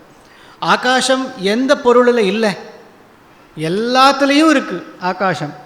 ஆனால் ஏதாவது ஒரு பொருள் ஆகாசத்தை தொட்டுட்டேன்னு சொல்ல முடியுமா? எந்த பொருளும் ஆகாசத்தை தொட முடியாது, எந்த பொருளாலேயும். ஆனால் எல்லா பொருள்லேயும் பதார்த்தங்களிலையும் ஆகாசம் இருக்குது. அதே போல் சொல்கிறார், சமஸ்தேஷு வஸ்துஷு அனுஸ்யூதம் ஏகம், ஆனால் சமஸ்தானி வஸ்தூனி எம் நஸ்பிருஷந்தி, எல்லா பதார்த்தங்களையும் ஆத்மத்தத்துவம் அனுஸ்யூதமாக இருந்துருக்கு. ஆனால் அது யாரையும் தொட முடியாது, கிரகிக்க முடியாது, அப்படி சம்பந்தப்படுத்திக்க முடியாத இருக்குது. வியத்வத், அப்பேற்பட்ட சுத்தம் அச்சஸ்வரூபம். அச்சம்னா சுத்தம்னா ரெண்டு ஒன்று தான், தோஷம் இல்லாததுன்னு அர்த்தம். சுத்தம்னா பிரகாசஸ்வரூபம்னு வச்சுட்டால், அச்சம்னா தோஷம் இல்லாததுன்னு அர்த்தம் சொல்லிக்கலாம். அப்பேற்பட்ட ஞானரூபமான நித்தியோபலப்தி ஸ்வரூபமான ஆத்மா அப்படின்னு சொல்கிறார். அப்போ கடைசி ஸ்லோகத்தை சொல்லி நான் முடிக்கிறேன். உபாதௌ யயா யதா, திருப்பி யதா பேததா சன்மணீனாம் ததா பேததா புத்திபேதேஷு தேபி யதா சந்திரிகாணாம் ஜலே சஞ்சலத்வம் ததா சஞ்சலத்வம் மமாபீஹ விஷ்ணோ. ஹே விஷ்ணு, வியாபனஷீலா, எல்லாத்தையும் வியாபிச்சுருக்கக்கூடிய ஆத்ம தத்துவமே அப்படின்னு அந்த ஆத்ம தத்துவத்தையே சம்போதனம் பண்ணிண்டு, எல்லா பேதமும் உபாதியில் தான் இருக்குது, ஆத்மாவில் கிடையாது அப்படின்னா. எப்படின்னா சன்மணி, சன்மணினா ஸ்பட்டிகம்னு நம்ம வச்சுண்டால் அதில் பேதம் ஏற்படுறது. எப்படின்னா உபாதி பேதத்தினால பேதம் ஏற்படுறது. ஒரு சிகப்பு புஷ்பத்தை வச்சா சிகப்பாக தெரிகிறது, நீல புஷ்பத்தை வச்சா அந்த ஸ்பட்டிகம் பக்கத்தில் நீலமாக தெரிகிறது. இந்த உபாதி பேதத்தை வச்சுண்டு இதுக்கு எப்படி பேதங்கள் வருதோ அதே போல் புத்தி பேதத்தை வச்சுண்டுதான் ஆத்மாவில் பேதம் பிரதீதி ஆகிறது, தெரிகிறது. ஆனால் அதுக்கு பேதம் கிடையாது. அதில் சம்சாரம்னு தெரிகிறதே அப்படின்னா அந்த சஞ்சலத்துவம் கூட ஜலே சஞ்சலத்துவத்தை கொண்டு, சந்திரனுக்கு சஞ்சலத்துவம், நாம் எப்படி பிரதிபிம்பித்தமான சந்திரனுக்கு சஞ்சலத்துவம் ஜலத்தினால சஞ்சலத்துவம் வந்ததுனால சொல்கிறோமோ, அப்படி புத்தியால் வந்த சஞ்சலத்துவத்தை கொண்டு தான் ஆத்மாவை சம்சாரி, சுகி துக்கி கர்த்தா போக்தா அப்படின்னு நாங்கள் பிரதீதி அடையிறோம் அப்படின்னு சொல்லி, வாஸ்தவமான ஆத்ம தத்துவம் நமக்கு எப்பொழுதும் பிரகாசிச்சுருக்கு. அது ஒரு ஞானம் ஏற்பட்டப்போ கூட இந்த ஞானம் எப்படி வந்தது, இந்த ஞானம் நமக்கு வந்ததே அது எப்படி பிரகாசிச்சுருக்கு, நமக்கு எப்படி தெரியும் இந்த ஞானம் ஏற்பட்டதுன்னு எப்படி தெரியும்? இப்போ ஒரு ஞானத்தையும் பிரகாசப்படுத்தக்கூடிய அந்த பிரகாசரூபமான ஆத்ம தத்துவம் இருந்துருக்கு அப்படின்னு புரிஞ்சுக்கிறதுக்கு பிரதிபோத விஜிதம் மதம் அப்படிங்கிற ஒரு வாக்கியம் எப்படி காரணமாக இருக்கோ, அந்த வாக்கியத்தை இப்படி பல ஸ்லோகங்களால் வியாக்கியானம் பண்ணி அனுகிரகிச்சு கொடுத்து ஆச்சாரியனுடைய அனுகிரகத்துக்கு பாத்திரமானார். துவாரகா பீட்டத்துக்கு அவரை ஆச்சாரியாளாக நியமித்தார். ஆச்சாரியால் அவரை பற்றி சொல்கிறதுக்கு எனக்கு ஒரு வாய்ப்பு கொடுத்து, வாக் சுத்தி பண்ணுறதுக்கு எனக்கு ஒரு அவகாசத்தை கொடுத்தா. என்னுடைய குரு சந்நிதியில் சொல்கிறதே என்னுடைய ஒரு பாக்கியம். அந்த ஒரு பாக்கியத்தை கருணிச்சு கொடுத்த குரு ரெண்டு பேருக்கும் நான் வணக்கத்தை தெரிவிச்சுண்டு வாணியை உபஸ்மாரம் பண்ணுறேன். தோஷம் எது இருந்தாலும் என்னோட தான், என்ன இதில் சொன்னாலும் நான் என்னுடைய வார்த்தையாக எதுவுமே சொல்லலை. குரு என்ன சொல்லி கொடுத்தாரோ அதுதான் நான் வந்து இங்கே ஒப்பிச்சிருக்கேன் அப்படின்னு சொல்லிட்டு வார்த்தையை முடிச்சுக்கிறேன். நமஸ்காரம். குரு கிருப்பா எதை பண்ணாது அப்படிங்கிற விஷயத்தை பல உதாரணங்கள் மூலமாக சொன்னார். அந்த குரு கிருப்பையில் வெறும் செல்வம் வருது ஒன்றும், அழியாத செல்வம் வருது ஒன்று. வெறும் செல்வம்னா வந்துட்டு சென்று போயிடும். அதனால் ஞானத்தை கொடுக்கக்கூடிய குரு ரொம்ப சத்குருவோர் ஞானதாத்துன்னு பேர். அது பாரம்பரியமாக வரதுனால்தான் பெருமை. கீதையில் 13வது அத்தியாயத்தில் ஆத்மா எதுலேயும் ஒட்டல்லை அப்படிங்கிறதுக்கு 2 சொன்னார். ஒன்று ஆகாசம், ஒன்று ரவி. இதுதான் அங்கே முக்கியமான விஷயம். ஆத்மா எதுலேயும் ஒட்டாமல் இருக்காருங்கிறதுக்கு ஒன்று ஆகாசம். இவ சொன்னது தான் சம்மரைஸ் பண்ணி கீதையிலேருந்து சொல்கிறேன். 2 ஸ்லோகம் இருக்குது. அங்கே எப்படி இருக்குன்னு கேட்டேன்னா, யதா சர்வகதம் சௌக்ஷ்மியாத் ஆகாசம் நோபலிப்யதே சர்வத்ராவஸ்திதோ தேஹே ததாத்மா நோபலிப்யதே. அது ஒன்று. அவர் கீதையில் சொன்னது தான் இவர் சொல்கிறார். அடுத்தது ரவி திருஷ்டாந்தம். யதா பிரகாசயத்யேகா கிருத்ஸ்னம் லோகம் இமம் ரவி க்ஷேத்ரம் க்ஷேத்ரி ததா கிருத்ஸ்னம் பிரகாசயதி பாரத. இது யார் சொன்னாலும் ஒரே விஷயந்தான். ஆகாசங்கிறது ஆல்பெர்வேசிவ். ஆல்பெர்வேசிவை ஒன்றும் பண்ண முடியாது. வெட்ட முடியாது, நினைக்க முடியாது, எரிக்க முடியாது, சுண்ட வைக்க முடியாது. நைனம் சிந்தந்தி சஸ்திராணி நைனம். ஏத்தச்சப்தத்துக்கு ஆத்மான்னு அர்த்தம் இல்லை, ஆகாசம்னு அர்த்தம். பையனுக்கே இவ்வளோ பெருமைன்னா அவள் அப்பாவுக்கு எவ்வளோ பெருமை இருக்கும். ஆகாசத்தையே ஒன்றும் பண்ண முடியலன்னா அவள் அப்பா உனக்கும் பயப்பட மாட்டேன், உங்கள் ஒப்பனுக்கும் பயப்பட மாட்டேன்னு சொல்லுவாள். இப்போல்லாம் அப்படி சொல்லுவாள், உனக்கும் பயப்பட மாட்டேன், உங்கள் பேரனுக்கும் பயப்பட மாட்டேங்கிறோம். இப்போ சமாச்சாரம் வேறு. ஆகாசாதிபி ஜாயான் அப்படிங்கிற உதாரணம் நைனம் சிந்தந்தி. ஆகாசம் ஒரு உதாரணம். எல்லாத்தோடையும் இடிச்சுன்னு இருக்கும், ஆனால் இடிக்காமல் விட்டாமல் இருக்கும். ஆகாசம் ஆல்பெர்வேசிவாக இருக்கு. ஆனால் சூரிய பிரகாசம் ஆல்பெர்வேசிவாக இருந்தால் எல்லோரும் எரிஞ்சு போயிடுவோம். அதனால் அது பரிச்சின்னமாக தான் இருக்குது, ஒரு இடத்துல தான் இருக்குது. ஆனால் பிரகாசத்துக்கு பிரகாஷ சம்பந்தத்தில் மாற்றம் வராது. கங்கையில் பிரகாசப்படுத்தினதுக்காக சூரியனுக்கு புண்ணியம். நம்ம பேசின் பிரிட்ஜுக்கிட்ட சாக்கடை பிரகாசம் படுத்தினதுனால சூரியனுக்கு கெடுதல் கிடையவே கிடையாது. பிரகாஷ சம்பந்தம் பிரகாசத்துக்கு கிடையாது. இது ஜட பிரகாசத்துக்கே எப்படின்னா சைத்தன்யத்துக்கு சொல்லவே வேண்டாம். Chaitanya Prakasam is totally different from this Prakasham. அது சமாச்சாரம் வேறு. அதனால தான் நித்திய உபலப்தி ஸ்வரூபோகமாத்மான்னு 12 ஸ்லோகத்தில் சொன்னது. சிஷ்யாளாக இருந்தாலும் அவளை என்கரேஜ் பண்ணுறதுங்கிறது ஆதிசங்கர் காட்டின மெத்தேடில் அதை அழகாக சொல்லி முடித்தார். அதனால் இன்னும் மேலும் மேலும் இந்த வாக்மித்வம் வளர்ந்து அவர் மென்னுக்கு வரணுங்கிறத ஆசீர்வாதம் பண்ணி கலாசாலா சன்மானத்தை பிரின்சிபால் கையாலேயே கொடுக்க போகிறேன். நான் மந்திரம் சொல்ல போகிறேன். ஓம் பசுபியோதீந்திரம் முக ததேந்திரம் யசார்ச்சத் ததேனன்னாதி பிராச்யவத இந்திர இவ யசஸ்வி பவதி. உத்தரோத்தராபிவிருத்திரஸ்து. எல்லோரும் சுண்டல் வாங்கிட்டு போனாங்க. இங்கே 2 பேர் கொடுக்கறதுக்கு நில்லுங்க. இந்த முன்னாடியே தொன்னை விட்டு போகாமல் எல்லோரும் வாங்கி. நாளைய தினம் இந்த பத்திரிகையில் வந்திருக்கு. நாளைய தினம் ராமசுப்ரமணியன் என்னுடைய பிள்ளை, அவர் உபன்யாசம். நாளைக்கு கீதை 2வது அத்தியாயம் சாங்கிய யோகம். அடுத்த நாளைக்கு அப்பா நான் உபன்யாசம். அதில் பூம வித்யன்னு போட்டுக்கிறபடி அது. அடுத்த நாள் மணித்திராவிட சாஸ்திரிகள் அப்படிங்கிறவருடைய உபன்யாசம் சதஸ்லோகி. அதுக்கு அடுத்த நாள் ஜீவன் இறந்து போனப்புறம் எங்கெங்கெல்லாம் போகிறான், எப்படியெல்லாம் சுற்றுறான் அப்படிங்கிறது பல அதிகரணத்தில் ஜீவனுடைய லோகாந்தரகதி. கடைசி நாள் பிரின்சிபால் அவர்கள் பஜகோவிந்தம். அதான் ரொம்ப முக்கியம். நம்ம எல்லாரையும் மூடமத்தியன்னு விட்டார் அவர். அதனால் ஊடமத்தியாக இம்மை எடுத்துடணும். ஊடம்னா நல்லா திருடம்னு அர்த்தம். அதோடு பொருத்தியாருது. எல்லோரும் தினம் இருந்து கேட்டு பகவத் பாத அனுகிரகத்துக்கு பாத்திரமானு கேட்டுக்கிறோம். ராம் ராம்.